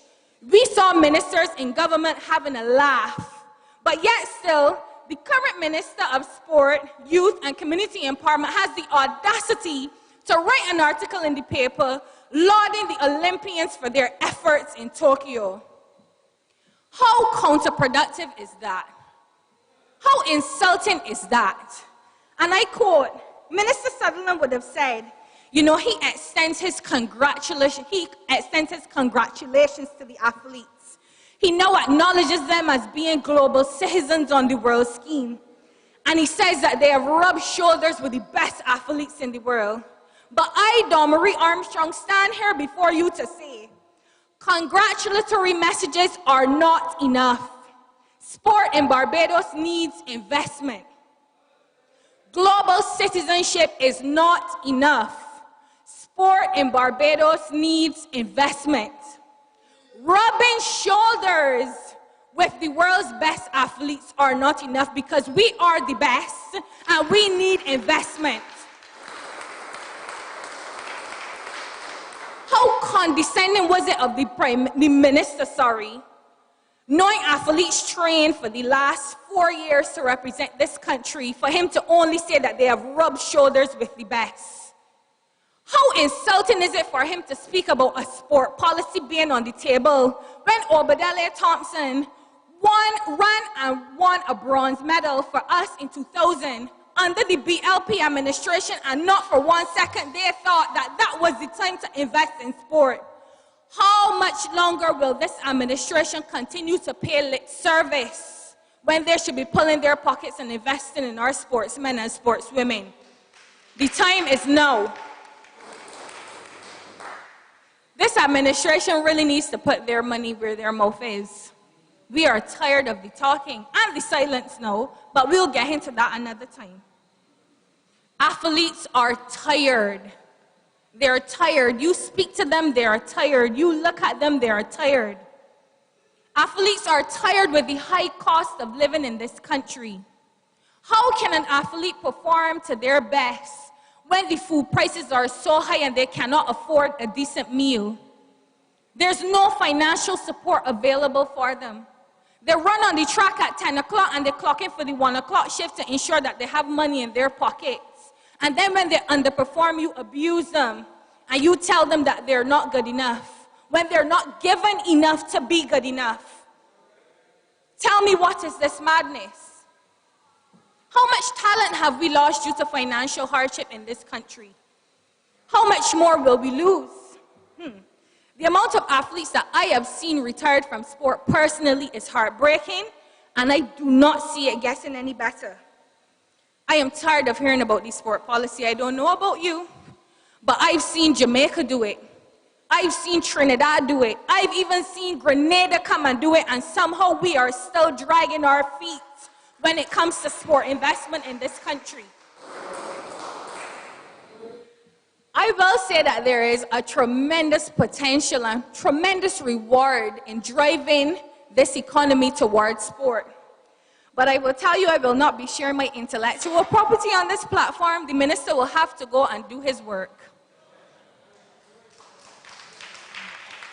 He will have to go and do his work. I stand before you as one of the most qualified individuals, not just in Barbados, but one of the most qualified individuals in the Caribbean in sport as we speak and going further.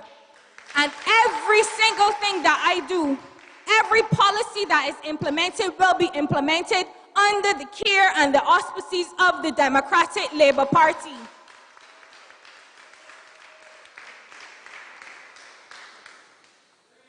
There is so much more to do, and lip service will not cut it.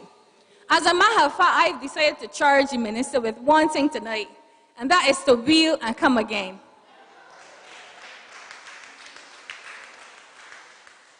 Go back to 2020 and start over. Go back to May 2020 and start over.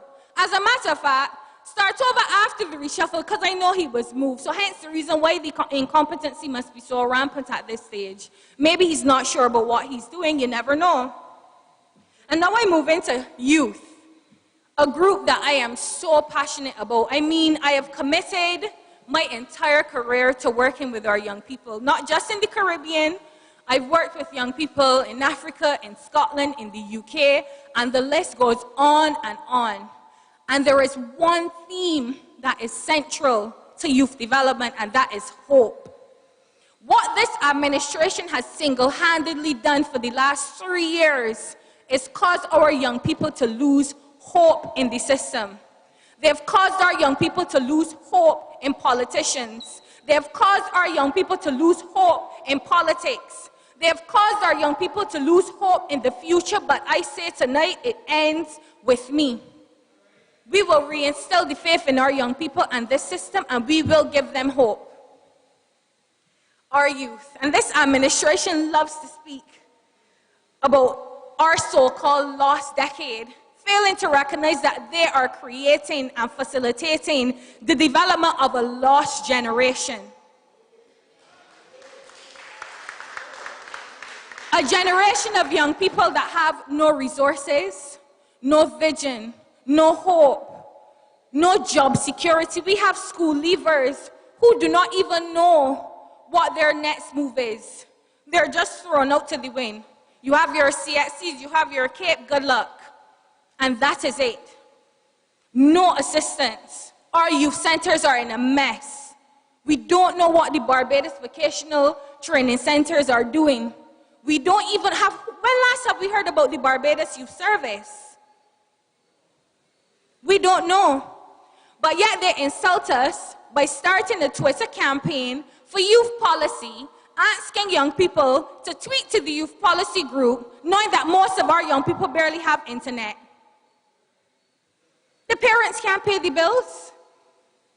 The luxury of these things makes this administration seem so tone deaf to the issues that are faced by the working class of this nation. It causes me to wonder if they do indeed have a heart to understand the plight of the average Barbadian citizen.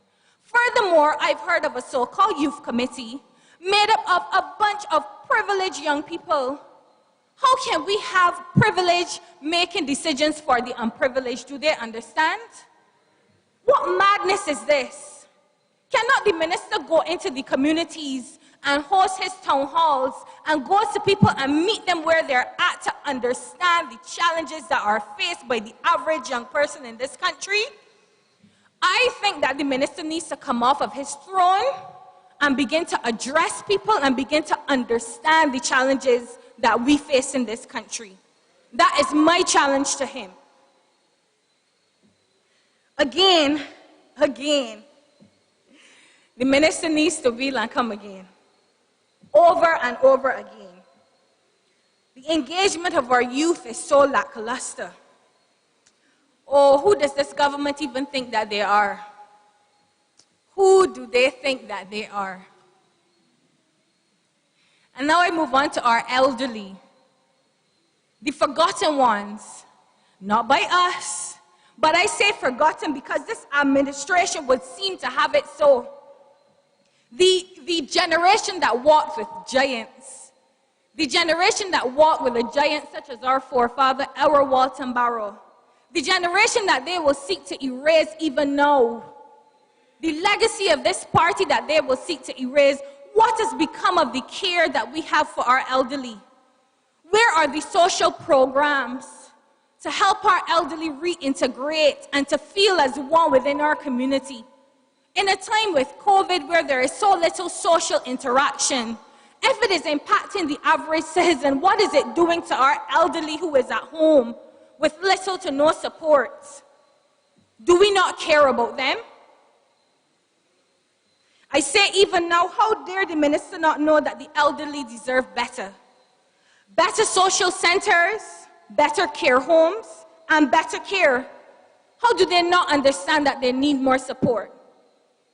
As I watch our elderly go to the National Assistance Board, asking about their pensions, having propped up and built up that organization for the length of time that they did, without even a response to the date of the television interview, what message does that send to our people in knowing that we do not care for those who would have once cared for us?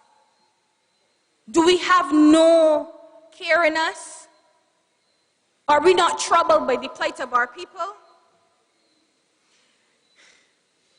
They call it the Ministry of Youth, Sport, and Community Empowerment. But I call it the Ministry of Making Sport, Undermining Youth, and Contributing to Community Impoverishment. Because up until now, I cannot see what they have done. I have not seen the lives of Barbadians bettered. I have not seen our young people integrated into proper social programs. I have not seen antisocial behavior being addressed. With the high crime rate in this country, knowing that this offensive behavior begins at the secondary school level, I have seen no programs implemented at circumventing antisocial behavior that will stand the chance of minimizing offensive behavior in adulthood.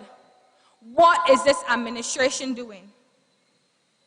Comrades, I say that we want answers, we need answers. But the deafening silence of this administration has spoken volumes. And we need to know.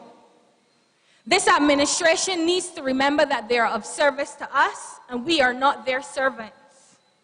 This is something that they seem not to understand and we will show them. I say that we Bajans will show them. I will conclude by saying this. Life presents us with many choices, and the choices that we make determine our future. I chose the DLP because it is the best party for me, and I am the best party for it.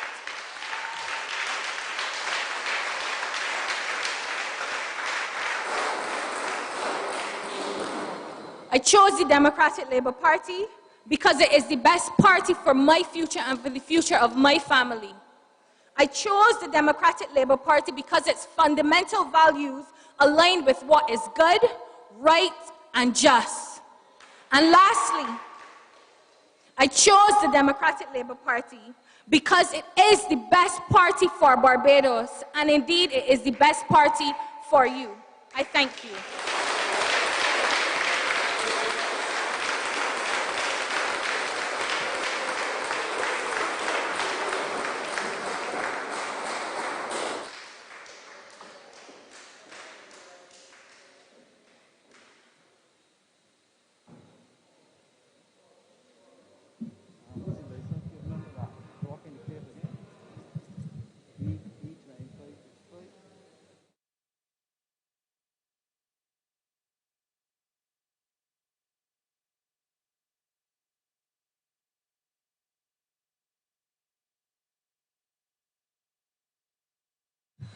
Wasn't that an excellent speech?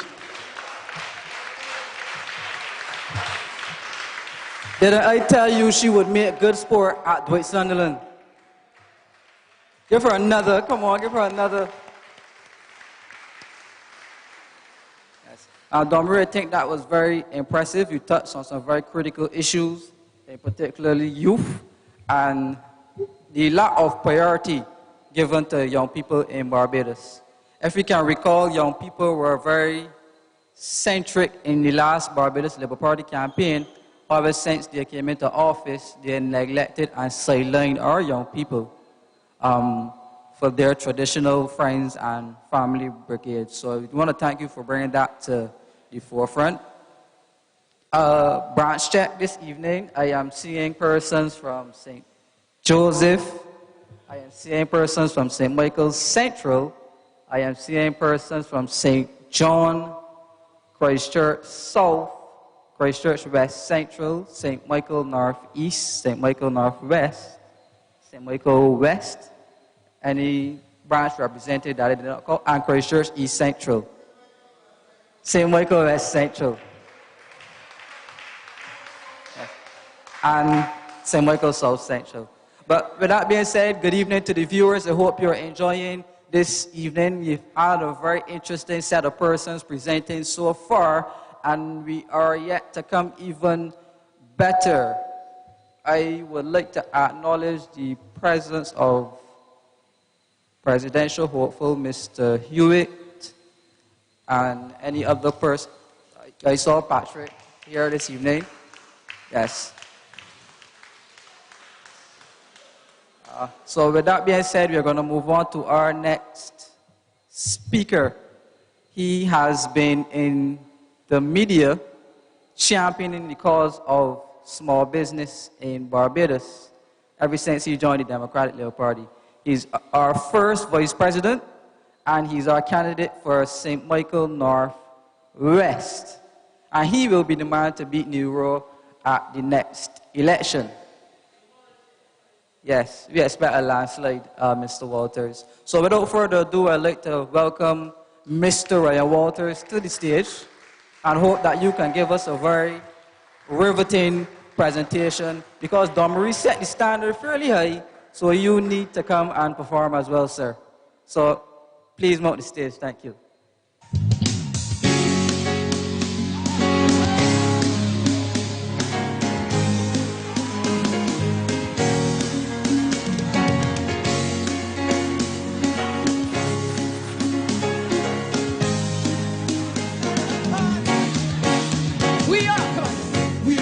Chosen generation, all for to show His excellence. All I require for life, God has given me, and I know. Madam President, my fellow executive members, former members of Parliament, fellow comrades in the auditorium and online at home, a special good night. I came across a quote from Mark Twain, and I find it appropriate to share with you here tonight. And I quote, "The secret of getting ahead is getting started." The secret of getting ahead is getting started. I am extremely proud tonight to say that the Democratic Labour Party is getting ahead with this business. The Democratic Labour Party is getting ahead with this business. We have a group of spokespersons who have been out in the public championing the cause of the people. We have established and ratified through the executive and the general council almost all of our candidates who by now are on the ground meeting people in their constituencies and mobilizing. We have heard Madam President speak about the campaign committees that are getting us ready for the next general election, not only to raise financing, but to bring a set of policies that are going to take Barbados forward. Comrades, we are getting ahead with the business of the people of Barbados, and I am proud to stand here tonight to be part of Team DLP.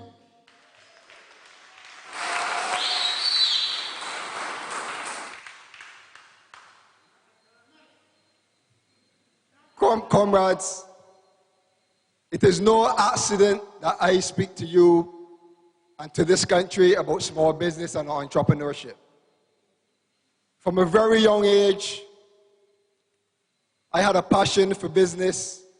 All my academic life, I studied business subjects, up to the master's level where I did an MBA in finance. As a young teenager, like most of us, to earn some extra income, I bought and sold items. Along with a group of other fellas, we started to host parties, to move around and create some extra income to ease the strain off of our parents. I was blessed and pleased to have worked for successful entrepreneurs internationally and locally. But this is not about me.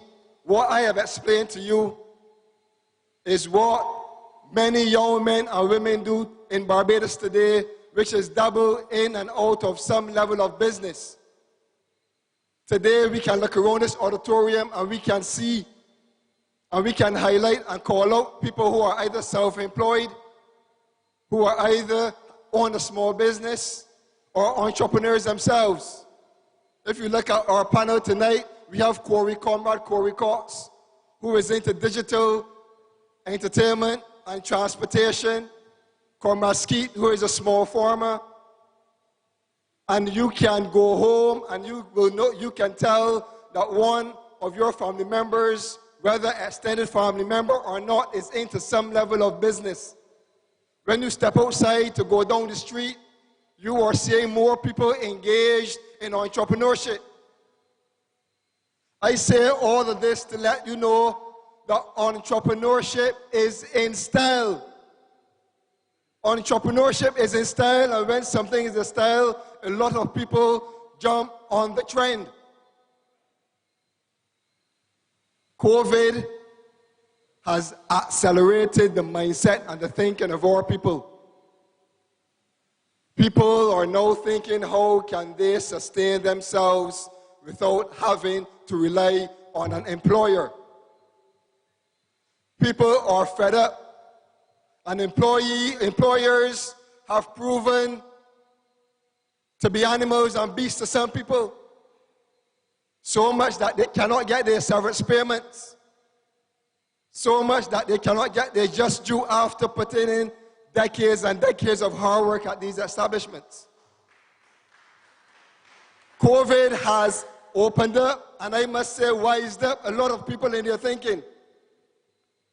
So entrepreneurship is not something of the past, where it was seen as a side hustle to go and raise some money to take a family trip. Entrepreneurship is no longer a side hustle where you save money to go and splurge on weekends or to save up for crop over or for reggae festival. Entrepreneurship is not a side hustle where you save to buy something that you want but do not need.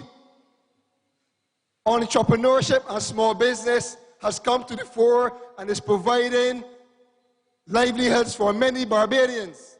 It is allowing them to pay their bills, to put food on the table, to send their children to school, and to take care of the elderly. Entrepreneurship, while it is in style, it is a necessity. It is a necessity for many households today. But when we consider the context of entrepreneurship as I have laid it out, we must examine the government's response to this trend. It is not a fad. I would call it a fad. I would call it a trend. A growing trend that will help people to start to create wealth for themselves. Will start to make people to be able to pay for their food, to put their children through school. Where unemployment is at its highest and people have nowhere else to turn, entrepreneurship becomes a necessity for them. So where and what has the government done to assist this organic entrepreneur drive in this country? Comrades, it took the Barbados Labour Party government at least 11 months before they can heed to the call of entrepreneurs in Barbados. 11 months. You had a situation when COVID really impacted us in February, March. Businesses were closed. You had a situation where coming out of the closures, there were curfews. Businesses closed on Sundays. We were closing at 6 p.m. Then we were closing at 8 p.m. Then we were closing at 10 and 11. Small businesses were impacted tremendously. The government waited almost 1 year, 11 months, to offer to small business people, to micro businesses and entrepreneurs, to give them $250. Can you imagine that? A $250 check after 11 months of no sales, slow sales, still rent to pay, still a household to carry. But on the other side, they have allocated $300 million in the BEST program, the Barbados Employment Sustainable Transformation Program. $300 million will go to about 65 people or 65 businesses if we are lucky. That means that they will probably get a check cut for $5 or $6 million each. But the small man will get a check for $250. Can you imagine this? Comrades, in April, the government sought to put together a stimulus package, or so they thought. $60 million was allocated to small businesses and medium-sized businesses in Barbados. $40 million in a VAT loan fund, $20 million in a small business wage fund. Out of that $60 million, only $1 million got to the pockets of small businesses in Barbados. This is the reality. I am bringing the facts to you. 1 million out of 60 million. But you know why? Because the bar was set too high. And persons that would want to access the funding could not get the money because they did not qualify. So that says that the government is out of touch. Out of touch and out of reality. Either that or they don't want the people to really get the money.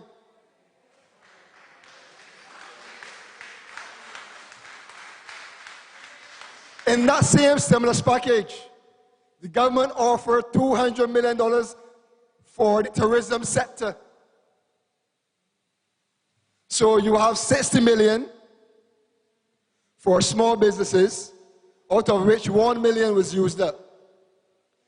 You had 200 million for tourism, which none was used up, but they revamped the program and brought it in the best program and increased to 100 million. By 100 million to 300 million. So they used up all the money that should have been carried forward to the small business sector, and they dumped in 65 or so businesses $6 million checks to people who have assets in Barbados, to people who own property and who have land, and who have bank relationships that can go and get financing for their affairs. For people who failed to pay severance, but a year now are advertising to hire back Bajans. This is the reality. The government is way behind the ball when it comes to small businesses. If that is not enough, during the first lockdown, coming out of the first lockdown, we had a situation where everybody was fearful. We had the social distancing markers, 6 feet. We had alphabet system in the supermarkets. Everywhere we were trying to restrain persons so that the coronavirus would be contained. And the small shops and the vendors of Barbados assisted in that. You could have gotten up out of your house and go to a small shop and buy a couple of tins of tuna, some corned beef or rice, and so forth. But 11 months after, again, the government trying to constrain the coronavirus and the movement of people tells small shops and vendors to shut, not to open. You are not needed anymore. Only the big people could open. You are constraining the virus, but everybody goes to one supermarket in the community and line up in the hot sun. Everybody, every small shop, every vendor was impacted. But what is interesting about this is that vendors, a lot of vending was born out of COVID. And I know people that took up vending because they had nothing else, no other source of income. I know people that started a side corner shop in their house because they had no other means of income and a family to provide. You saw many people turn to vending to sell vegetables, to sell grown provisions, and you saw persons going out very orderly and patronizing these businesses, but a year after, they are asked to close because they are not supposed to make any money. They are supposed to suffer and wait for the 2 bikes with an MP behind them, go here, go there, go there, and miss there. That is what our people are subjected to. And these are people that want to work for themselves, that want to be able not to have to go down to the welfare department and line up. They don't want to have to go to a member of parliament office and be on their knees begging for assistance. These are the people that we should be pumping resources behind.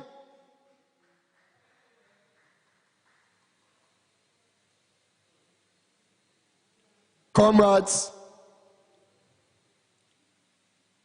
the Minister of Small Business and Entrepreneurship, both ministers,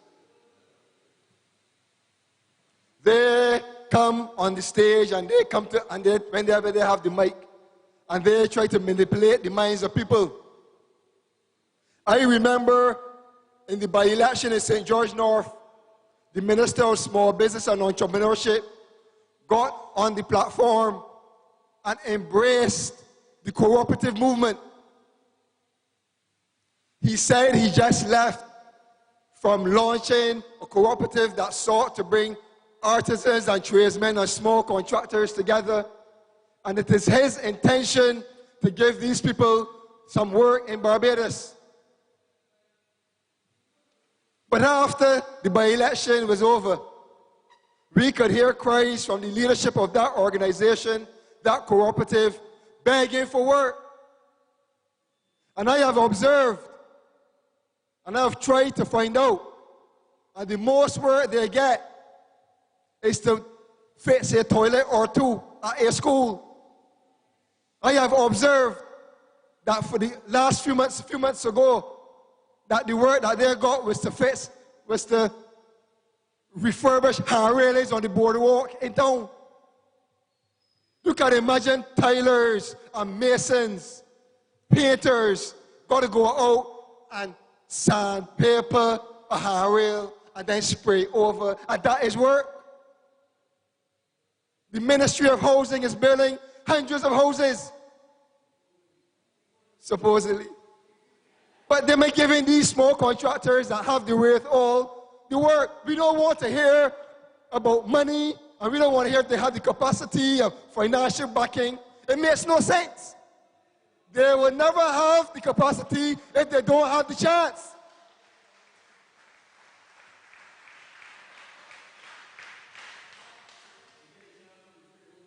If it is one thing that I know, is that the bank or the financial institution love land and security.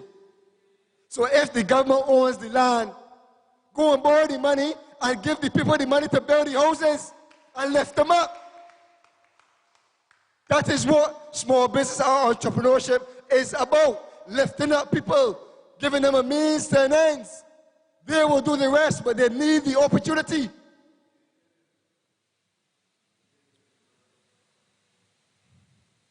Many of you have heard me over and over and over speaking about entrepreneurship. And if you have been paying attention, I always say these things. 92% of the businesses in Barbados are micro and small businesses. Micro and small businesses make up at least 46% of employment in the private sector. So when I speak about small business, I want you to think about employment. Or when I speak about employment, I want you to think about self-employment, small business, and entrepreneurship. Because they go hand in hand. The curfew that we have seen extended over and over and over is causing a lot of pain on employment and small business. We were told, Cardinal, that we have to follow the science and that the positivity rate is the measure by which we open and close this economy. The positivity rate in Barbados for about the last 40 odd days was around 1%, below what the recommended standard is from the medical practitioners. But yet, all we get is 2-week extension, with no reasonable explanation. But people are unemployed. I have seen businesses have to pull back advertisements and vacancies for jobs because the curfew is extended. I have seen small businesses still have to suffer because the curfew is extended.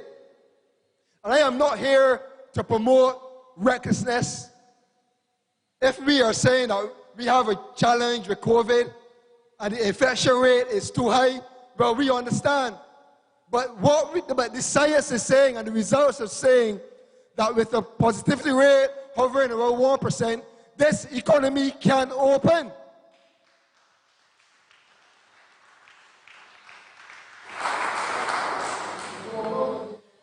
I said that the only thing that can open this economy is when the tourists get on international TV and say, don't come to Barbados because they must close at 11. You better believe it. That is what's going to happen.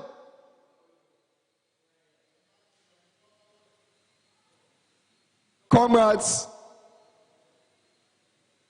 you have heard over the last 2 nights, many of our speakers mention the cost of living in Barbados.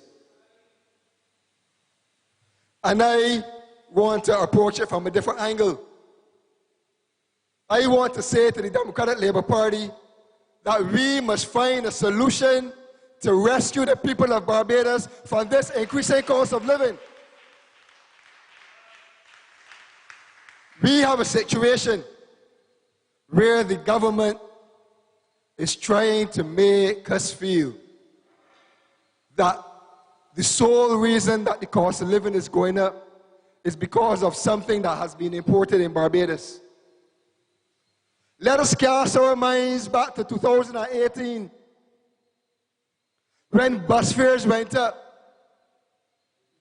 when sewage tax was implemented, when garbage tax was implemented, when the insurance levy that affected your take-home pay was implemented, or when the fuel tax was introduced. Does that have anything to do with what is happening in China? Does that have anything to do with what's happening in Europe, in the Middle East, or in the US?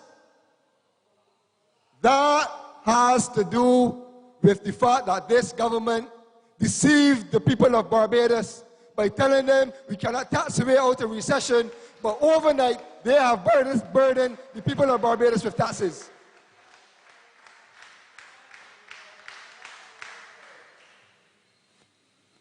But when you come to these conversations, they like to talk over your head. And what I want to understand is, why are we taxing? And don't get me wrong, I know that governments need revenue from tax in order to carry out their social services and to run the country. But why are we taxing and why are we borrowing at the same time? It doesn't make any sense to me. Because you have just raised hundreds of millions of dollars in taxes over the last 3 years. But you still borrow to buy trucks. You still borrow to buy buses. And you're on record as asking the Chinese to borrow money to face the sewage problems. It doesn't make any sense. What are you doing with the hundreds of millions of dollars that are coming from the pockets of the people and hurting the poor people of this country? It has to make sense. But I want to spend some time on the fuel tax. And while we agree that the fuel tax will solve the complex issue of persons not paying road tax, because it is very difficult to put people on the street to stop every other car to find out if you pay your road tax. That is nonsense. So if we agree that the way forward is to tax them at the pump, I do not think that anyone would disagree. But we have to look at the rate in which the taxation is taking a toll on Barbados. If you take a Suzuki Swift, which has to be by far the most popular car in Barbados, it takes about 42 liters to fill a Swift. And that will raise $16.80 in fuel tax every time that vehicle is filled. If that person has to fill their tank once a week, they will pay around $870 or so in fuel tax a year. If that person has to fill their tank once every 10 days, that person will pay about $620 in fuel tax a year. That is a 50 to 100% increase in the cost that persons are now bearing for a compliance issue. I want to join with Comrade Andre, who spoke yesterday. We want to call on the government to immediately reduce the fuel tax by 20 cents per liter. The fuel tax should be no more than 20 cents per liter, given this reality.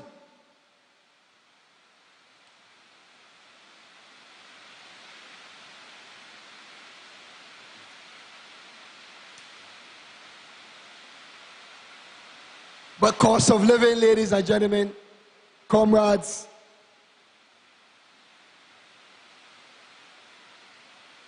the Democratic Labour Party, as I said, has to ensure that they have a cushion for the poor people of this country when it comes to cost of living. What is government's role in ensuring that the private sector does not take our people and drive them through the mud and extort them with high prices? We have a role to play as a party to ensure that we put mechanisms in place to cushion the burden on the small and poor man. The Department of Commerce is working hard to put and to present to the people of Barbados the prices of different commodities and goods in different supermarkets. And while we commend that, we also want to go a step further, because we want to understand if these prices are fair. We want to understand if there is price gouging in these prices. And we need an independent analysis on the prices in the supermarkets and on the shelves that are affecting the cost of living in Barbados.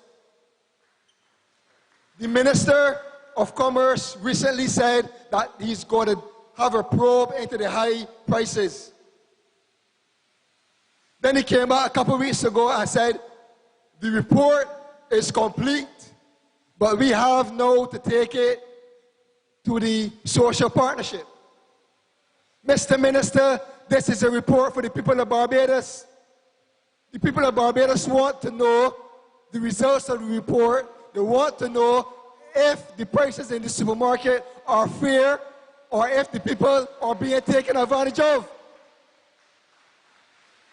I am calling on the minister to do not wait on a social partnership meeting. Bring the facts to the people of Barbados and present to them so that we have a level of comfort that the government is playing its role in controlling the increase in cost of living. And I will go further. The Democratic Labour Party has to put measures and systems in place that whenever the time comes and they put incentives or initiatives to reduce the cost of living, that it really gets to the people that it is intended to get to. Because the case in point is the NSRL.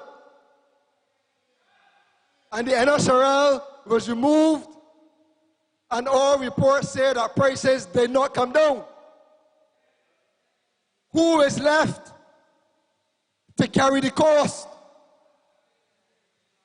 Who is disadvantaged by this move without a follow-through to ensure that the savings are felt in the pockets of ordinary Bajans?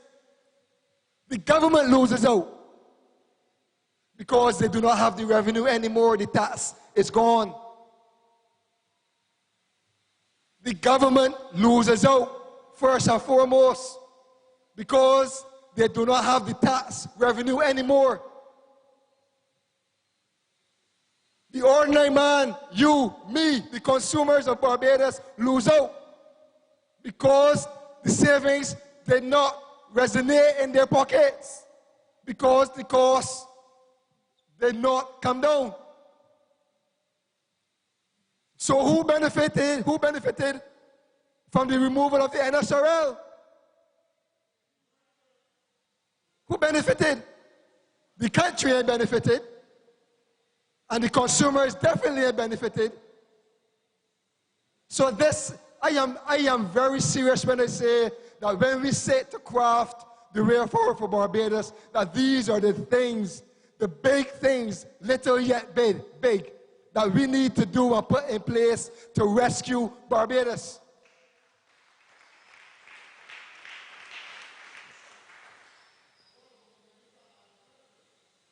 I heard, last night, one of the speakers lament on the fact that they feel as though the country is running on autopilot. And I smile because that is how I feel, that the country is left to run on its own. And I want to take this time to support the call for the party leader that the government of Barbados needs to produce a budget or economic plan for the people of Barbados.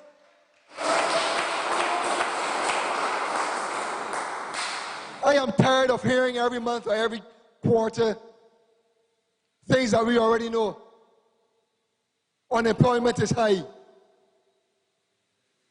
Import cover is booming at 43 weeks. But unemployment is also booming at 20,000 plus people. I am tired of hearing the NAS needs to be recapitalized because the unemployment fund has nothing in it. We want to know what are the solutions. Bring your economic team, your team of ministers, or your team of consultants and advisors, and tell the people of Barbados how you are going to solve these day-to-day issues. It is not good enough to report what has happened. You are not there just to report. You are there to plan and project a future on the people of Barbados. And I agree with Comrade Don. Don't look for no ideas coming down here just yet. Bring your ideas, because you got 3 or more consultants who are getting probably 60,000 plus a month. I don't know the figure, we don't know. But thousands of dollars these people are being paid. But we are getting no answers to the problems that plague this country. Comrades, let me end where I began. The secret of getting ahead is getting started. We have started. We are already on our destination. I am imploring all of you to join with us. Commit your resources, commit your time, and rally behind the Democratic Labour Party as we go forward to take this country. We have a committed team, and we will continue to have a committed team, regardless of all the noise.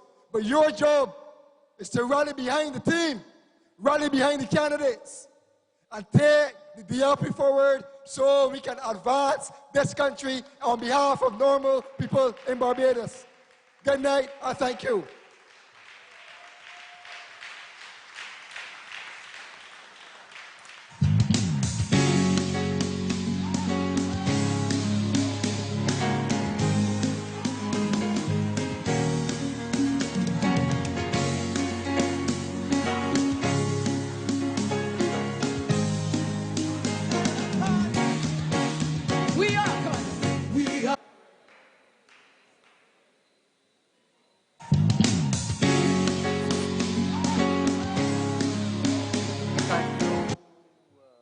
Thank you very much, Ryan. I really enjoyed your presentation about the business conditions in Barbados.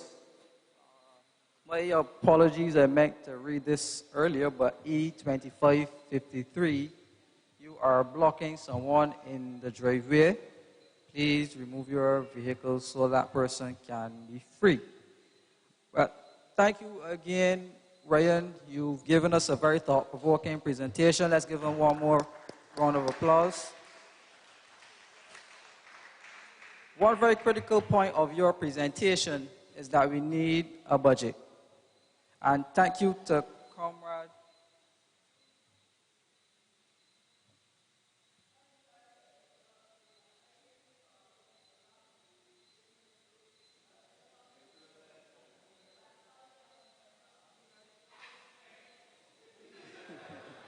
Yes, thank you. St. Philip West in the house. Say good night to St. Philip West.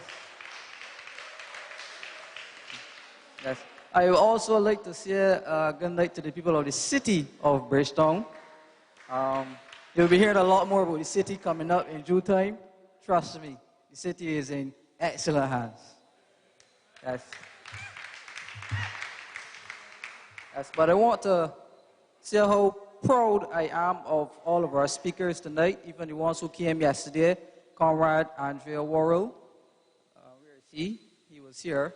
But yeah. Thank you very much, Comrade Ricardo, and who was the final?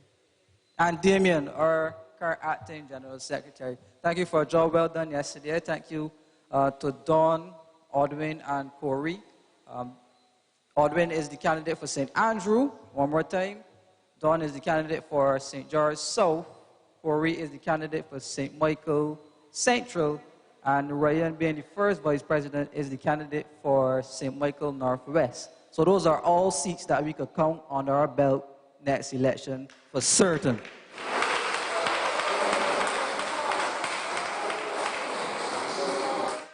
Before I get to tonight's highlight, now you all know who is the highlight, I want to bring up some very troubling issues that the public of Barbados are having as it relates to trust of public officials. So far, all we've met with are lies, dishonest practices. Cast your minds back to when the Prime Minister went down by the Hyatt and said that the Commissioner of Police was, and give me the word, Madam President, she said, the Commissioner of Police, the second appointment of the Deputy Commissioner of Police was, I can say, valid. But Madam President clearly highlighted that that was an untruth. And we have seen, even with this vaccine, the amount of untruths coming out from the government. And all we are asking for is a bit of honesty, transparency, why you're borrowing all of this money, how we intend to pay back all of this money, and why can't we can start to name them the Ministers of Finance, which would be the Prime Minister, Ryan Strawn, Marsha Cattle, Clay Maskell, Kevin Greenwich, I miss Avinash Prasad. I said him already.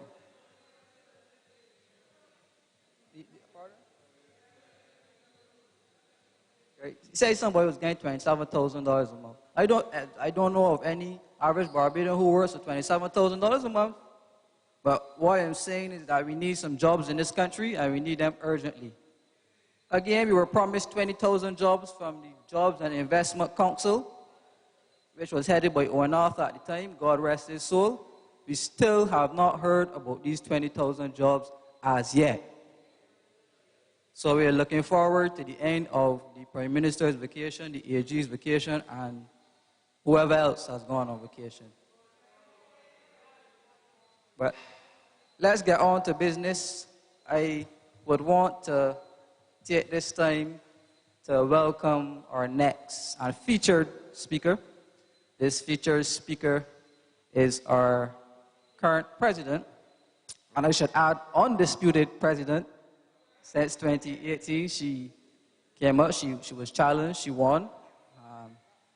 I believe in my heart over the weekend that God will do justice to ensure that the right person, should it be her, take and continue to take office to lead the party into a general election, regardless of what may be going on or whatever is happening.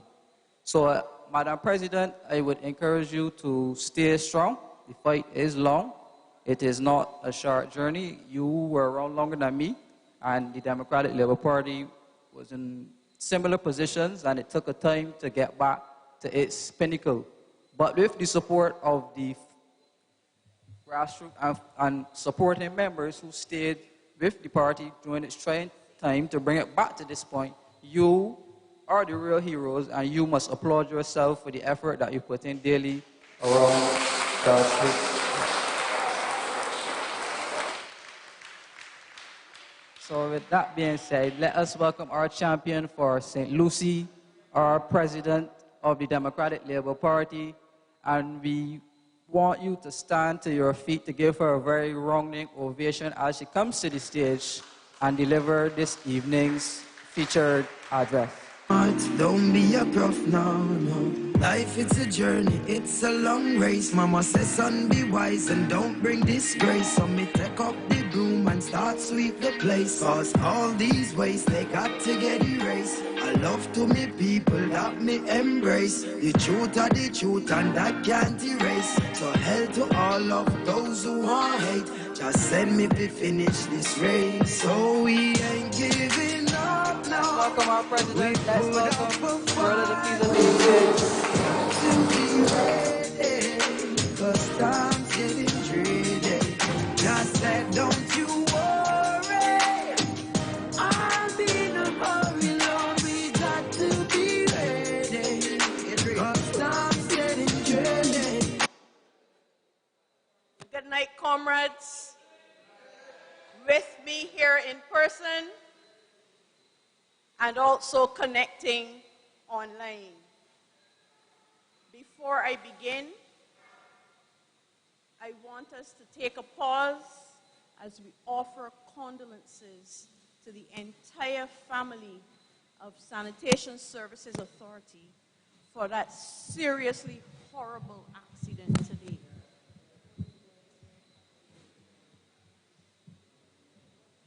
We lost a son, and in a most unpleasant manner.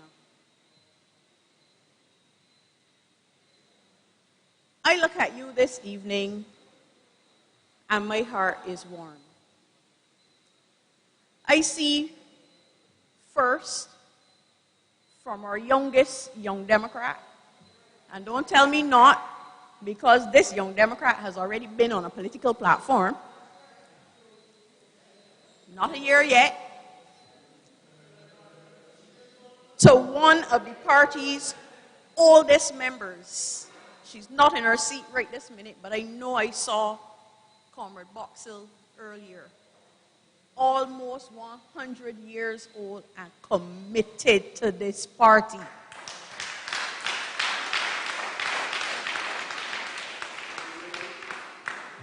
And so tonight, with us, we have not yet one, and almost 100, and everything in between, representing our people from Barbados. This year, the Democratic Labour Party has been full of fervor. This is a good thing, because we are coming up to a general election, and our base is energized. But imagine my phone is blowing up all night long with people telling me, oh, CBC has a special on the Democratic Labour Party's presidential race, and oh, the Prime Minister has it advertised on her page, and everybody getting into a fervor over this. CBC that ignored the Democratic Labour Party for the last 3 years, taking an interest in the presidential race in 2021 is all the indication you need that the Democratic Labour Party is on the right road. They can't ignore us no more.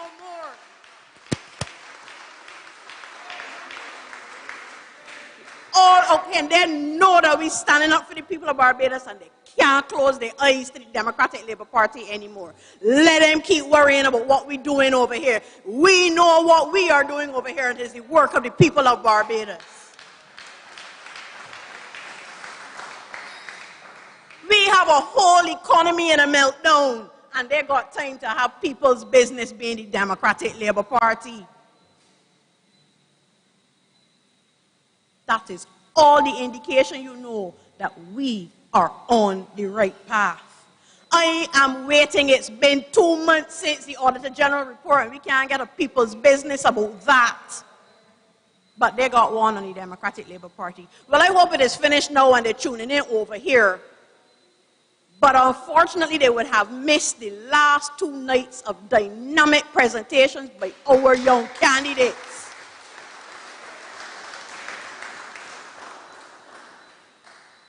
Let them worry about us. We will worry about the people of Barbados. If they don't want to do it, we will do it for them.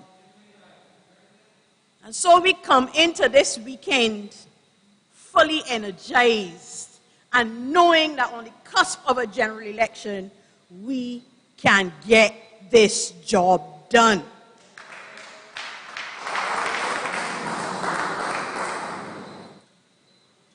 We live in Barbados, so we can feel what is happening. We are experiencing it ourselves. And we understand what is going on with our people. We get that struggle. We get that push. We get that every single day is a hardship for our people. One of our comrades is on record as asking, are you better off now than you were before? It took them 3 years to dismantle the whole economy of Barbados.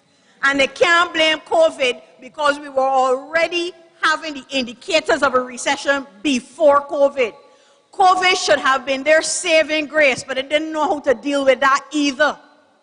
And they're sitting there waiting and hoping for a good tomorrow because they don't know how to craft one for the people of Barbados. And so we suffer, but we will not suffer in silence. There is no call to watch under the Democratic Labour Party. There is a call to action. That is the difference between the two. We don't want anybody to watch us. There's no cult of personality in the Democratic Labour Party. We are not interested in that brand of politics. We are interested in standing up for the people and speaking truth to them. And never mind all the criticism that we're getting, that, oh, you're only talking after them and you're only criticizing and things. That is the job of the opposition. We will bring our policies at the right time, because you already know that if we lay them out now, they will snatch them up and run with them and call them theirs and be done with it. But it is for us to highlight the difficulties that they have landed the people of Barbados in 3 short years. That is our job. They want everybody to be singing in their choir, but some of us know how to conduct. We don't have to be singing in anybody's choir.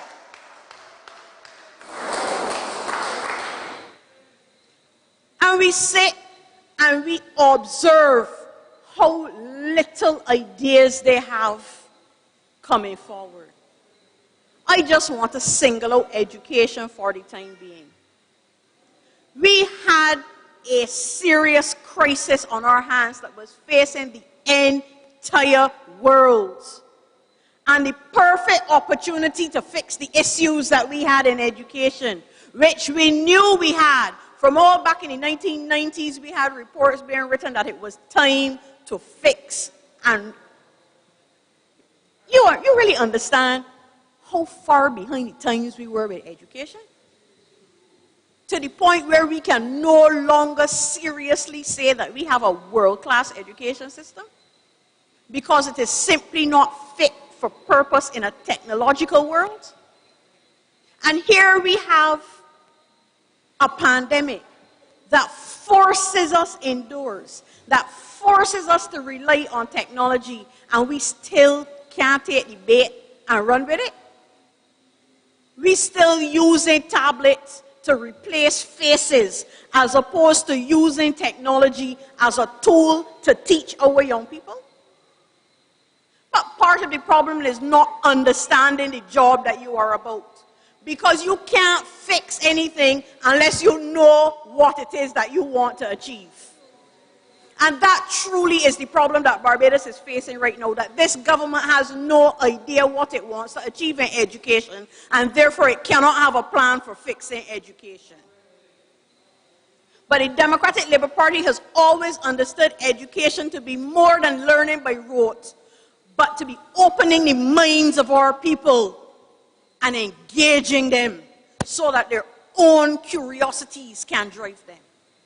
And that really is the change that we need to come in education. We need to have an education system that sees our children as more than commodities. Our education system has got to be purpose-built for them, that they can choose the path that they want. Because when you are doing something that you love is when you will do it the best.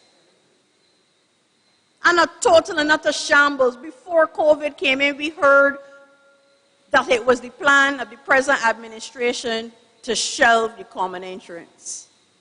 And yet still for 2 years straight, they have forced children who are already in stressful situations to sit that examination because they had no plan coming out of it.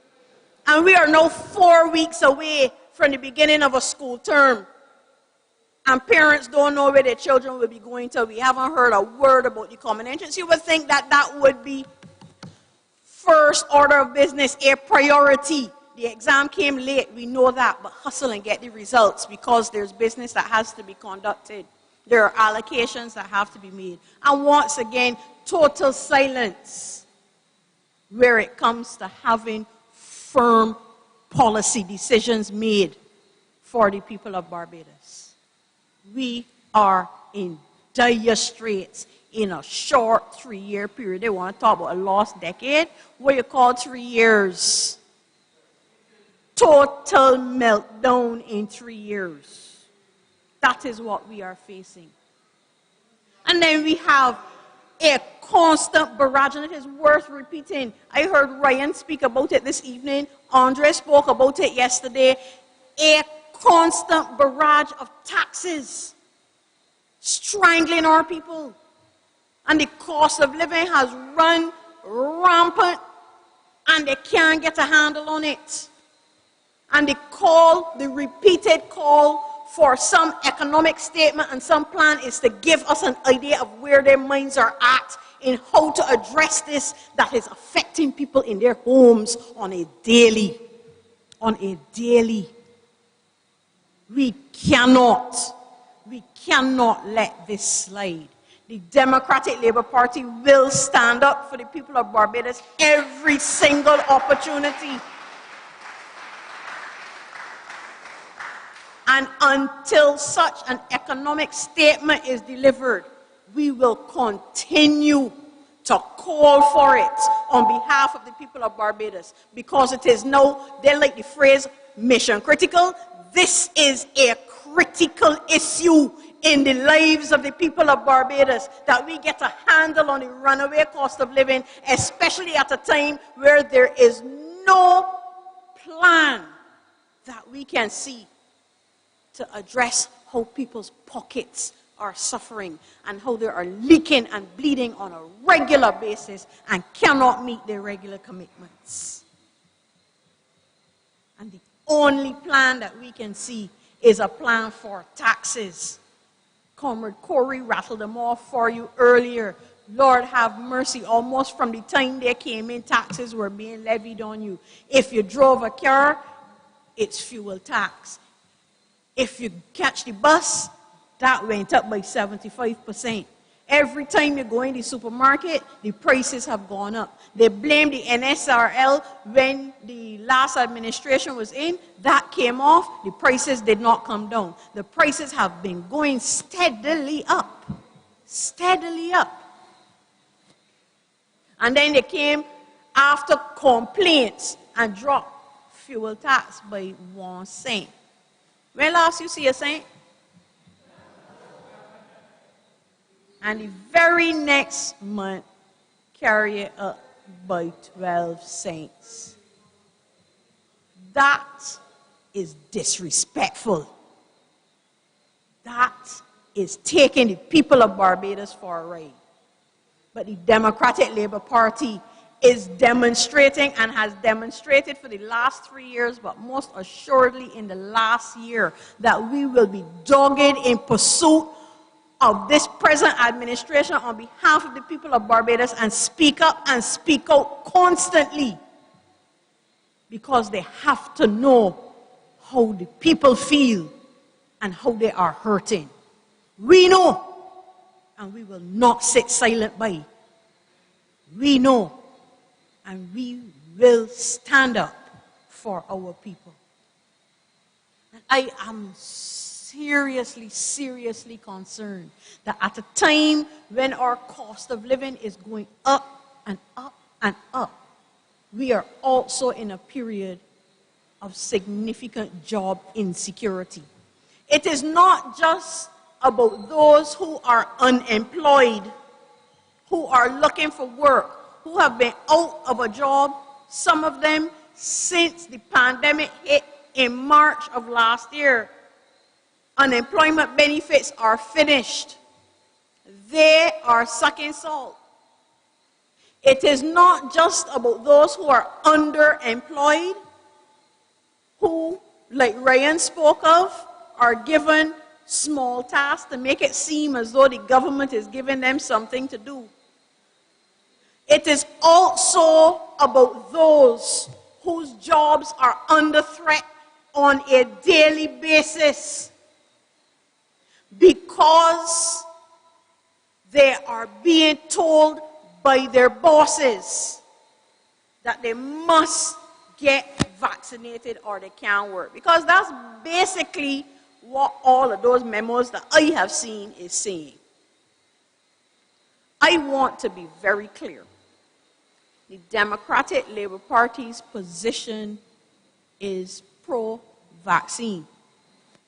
But the Democratic Labour Party also understands that you have to get to that point, and that it is the responsibility of government to get people to that point, and not by bullying, it is by education.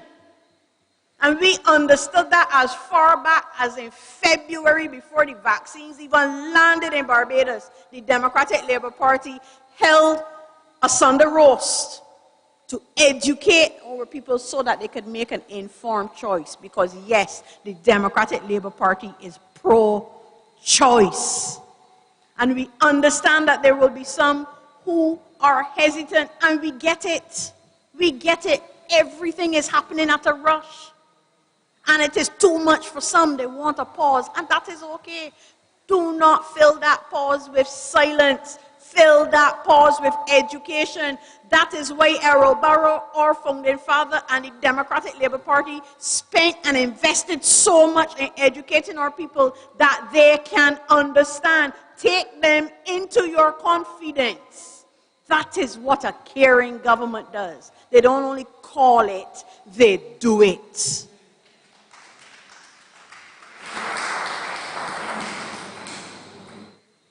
And that job insecurity is creeping in to how government is doing business.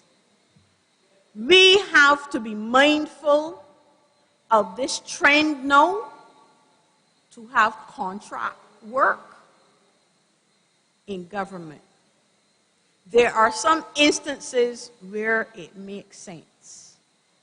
But when you are talking about your top civil servants who help shape policy, and you give them a timed contract, it has a fixed period, we need to be careful that we are not introducing another layer of infiltration and another layer of political bullyism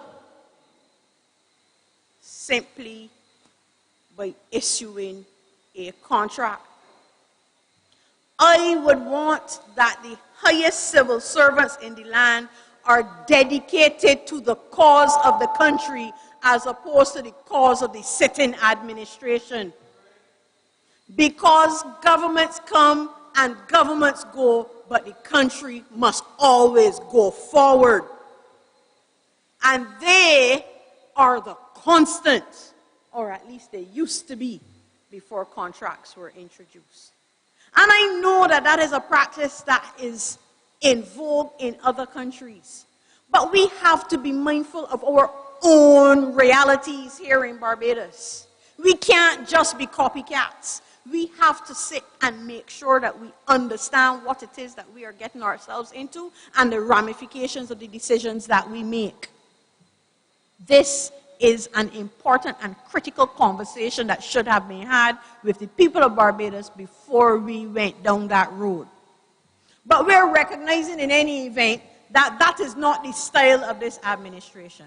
All the pretty long talk during the last general elections about taking people into their confidence and communication and having consultation and promise we'll have referenda on particular issues. We have not seen one iota of that. We have seen a public affairs department overlaid on what used to be the primary organ for government in disseminating information. Government Information Service. But now we have a public affairs department that sits, I am told, at CBC, issuing edicts on behalf of government. Apparently, the Democratic Labour Party now is part of that remit because it talked about us tonight. But we need to be very careful. We need to be mindful of these seemingly small incursions into our democracy, because all of this matters, and that creeping, almost imperceptible changing of the manner in which our country runs without having a conversation with our people. It is not that you are against change, but it cannot be that you don't know that changes are being made. But let's face it, we saw it. One of their first tasks in Parliament was to change the Constitution to fit a circumstance. So we are not shocked, those of us who were paying attention. And I can tell you the Democratic Labour Party is keeping its eye on that ball on behalf of the people of Barbados. And that is why we had to speak up and speak out, and we were the first to move in relation to the Republic, because we understood that the manner in which they were going about doing this change was completely against the grain of all that we know to be democracy. And I will state bluntly again, the Democratic Labour Party stands for the move to a republic. But never did we ever contemplate doing that without consulting our people. Because the Democratic Labour Party understands government to be a form of servant leadership. We are put in leadership positions to do the will of the people, not to enforce our will on the people. And so we call on the government of Barbados of the day to hold consultations with the people of Barbados before any rash moves are made to a republic, with an eye only on legacy, when the lives of our young people are going to be affected. This cannot be the way that we do business. I met with some young people, some cadets, and one of them said, this move to the Republic that we're hearing of now sounds like going into the field without a brief. We don't think young people are paying attention. Out of the mouth of babes and sucklings, from all back in Bible times, when David sent Uriah to battle without a brief, it was to his death. Barbados, beware. We must be strident in our call for consultation before any move to the Republic. And I can tell you further, the Democratic Labour Party is not for any Republic on Independence Day.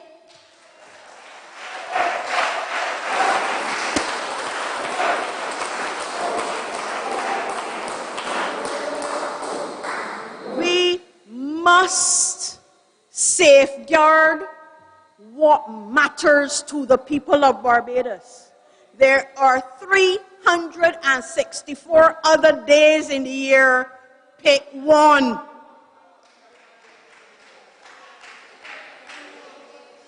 I am watching these creeping incursions, and I am prepared to lead the charge of the Democratic Labour Party to ensure and insist that we talk publicly. And I'm not speaking about all of the private forums that have popped up to talk about the Republic. I am talking about the government coming to its people and having a frank and full conversation with us about what is in your head when you say Republic. Especially since the nuggets that you have thrown out there have only caused us fear. What is this talk about an electoral college? You could have found another name, because the electoral college that we watch every 4 years in the United States does not fill us with confidence that it represents democracy.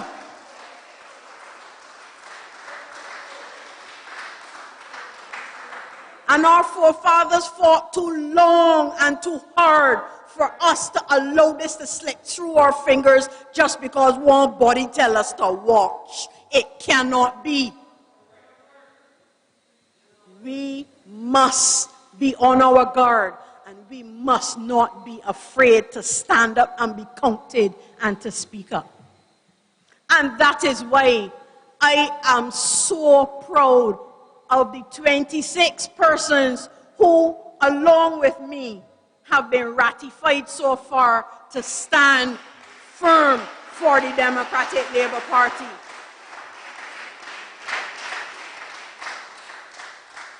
We know that we had a rough patch, but we also know that we have made significant strides in pulling ourselves up, out, and forward. And because of that determination, because of that dedication, because each one of you in your big, small, or in-between way have contributed to pushing this party forward, we can say with confidence in this our 66th year that we are better than we ever were before.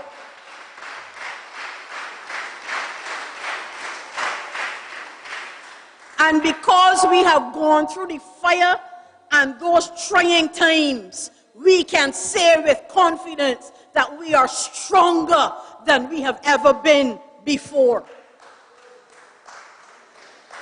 And because we now have that grit and that backbone, and that struggle has strengthened every sinew in our beings, each and every one of us, we can stand up this weekend and say with conviction that we are ready to serve the people of Barbados.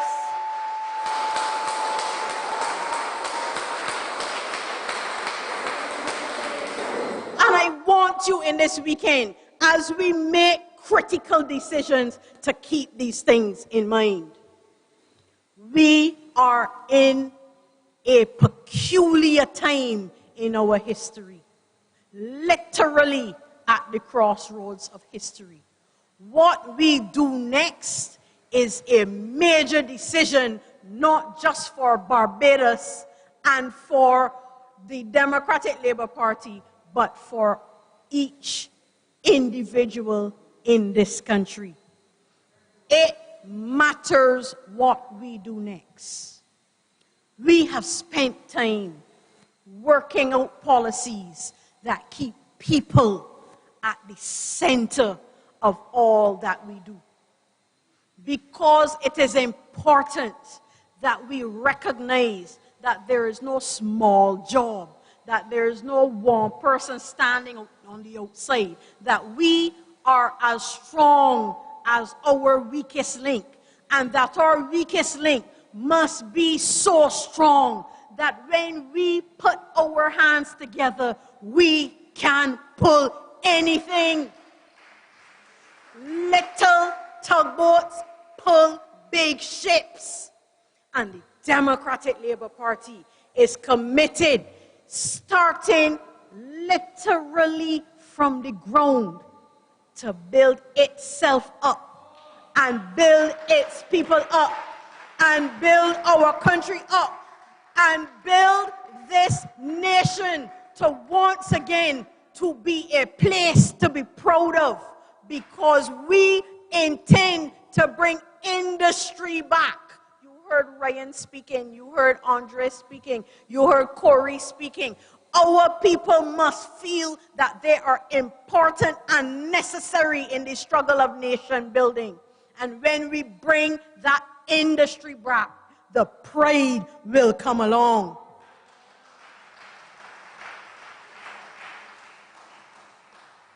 The Democratic Labour Party and the people of Barbados are on the same mission.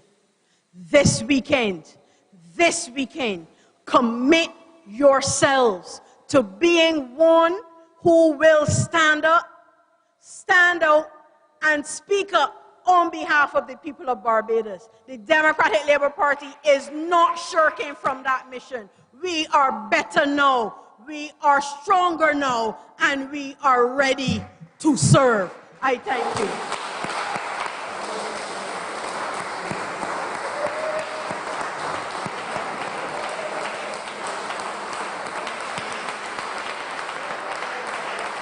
Some fight every day. We rise to the top, 'cause we know what it takes. Through it all we survive, yet still hold the faith. Some cry, some smile, some fight every day. We rise to the top, 'cause we know what it takes.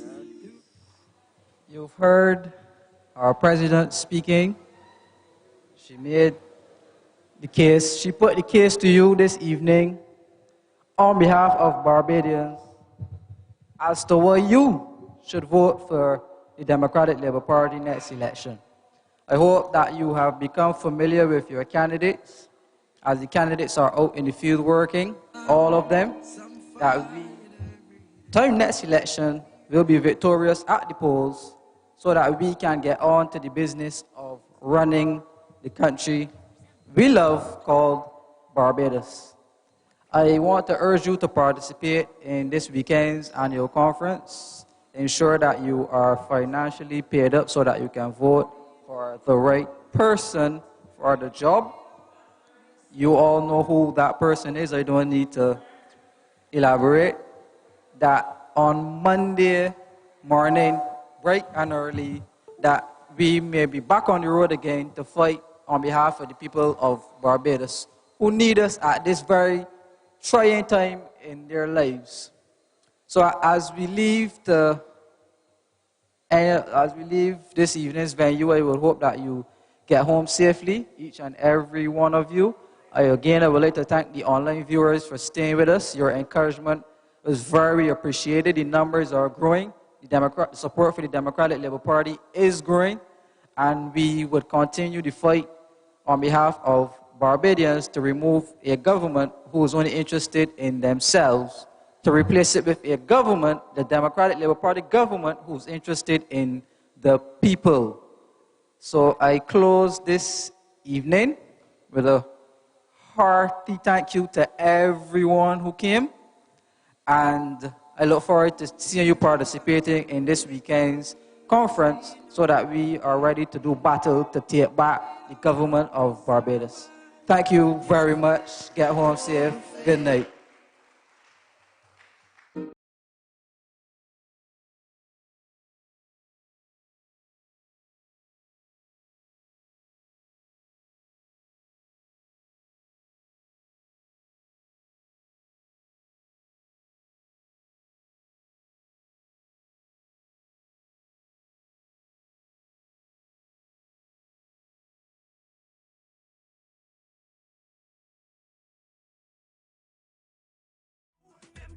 Like you, and you know it's true. Girl, you got the formula, formula. Girl, you got the formula, formula. I can see why you're popular. You're popular. Girl, you got the formula. Girl, you got the formula. What's away from me now?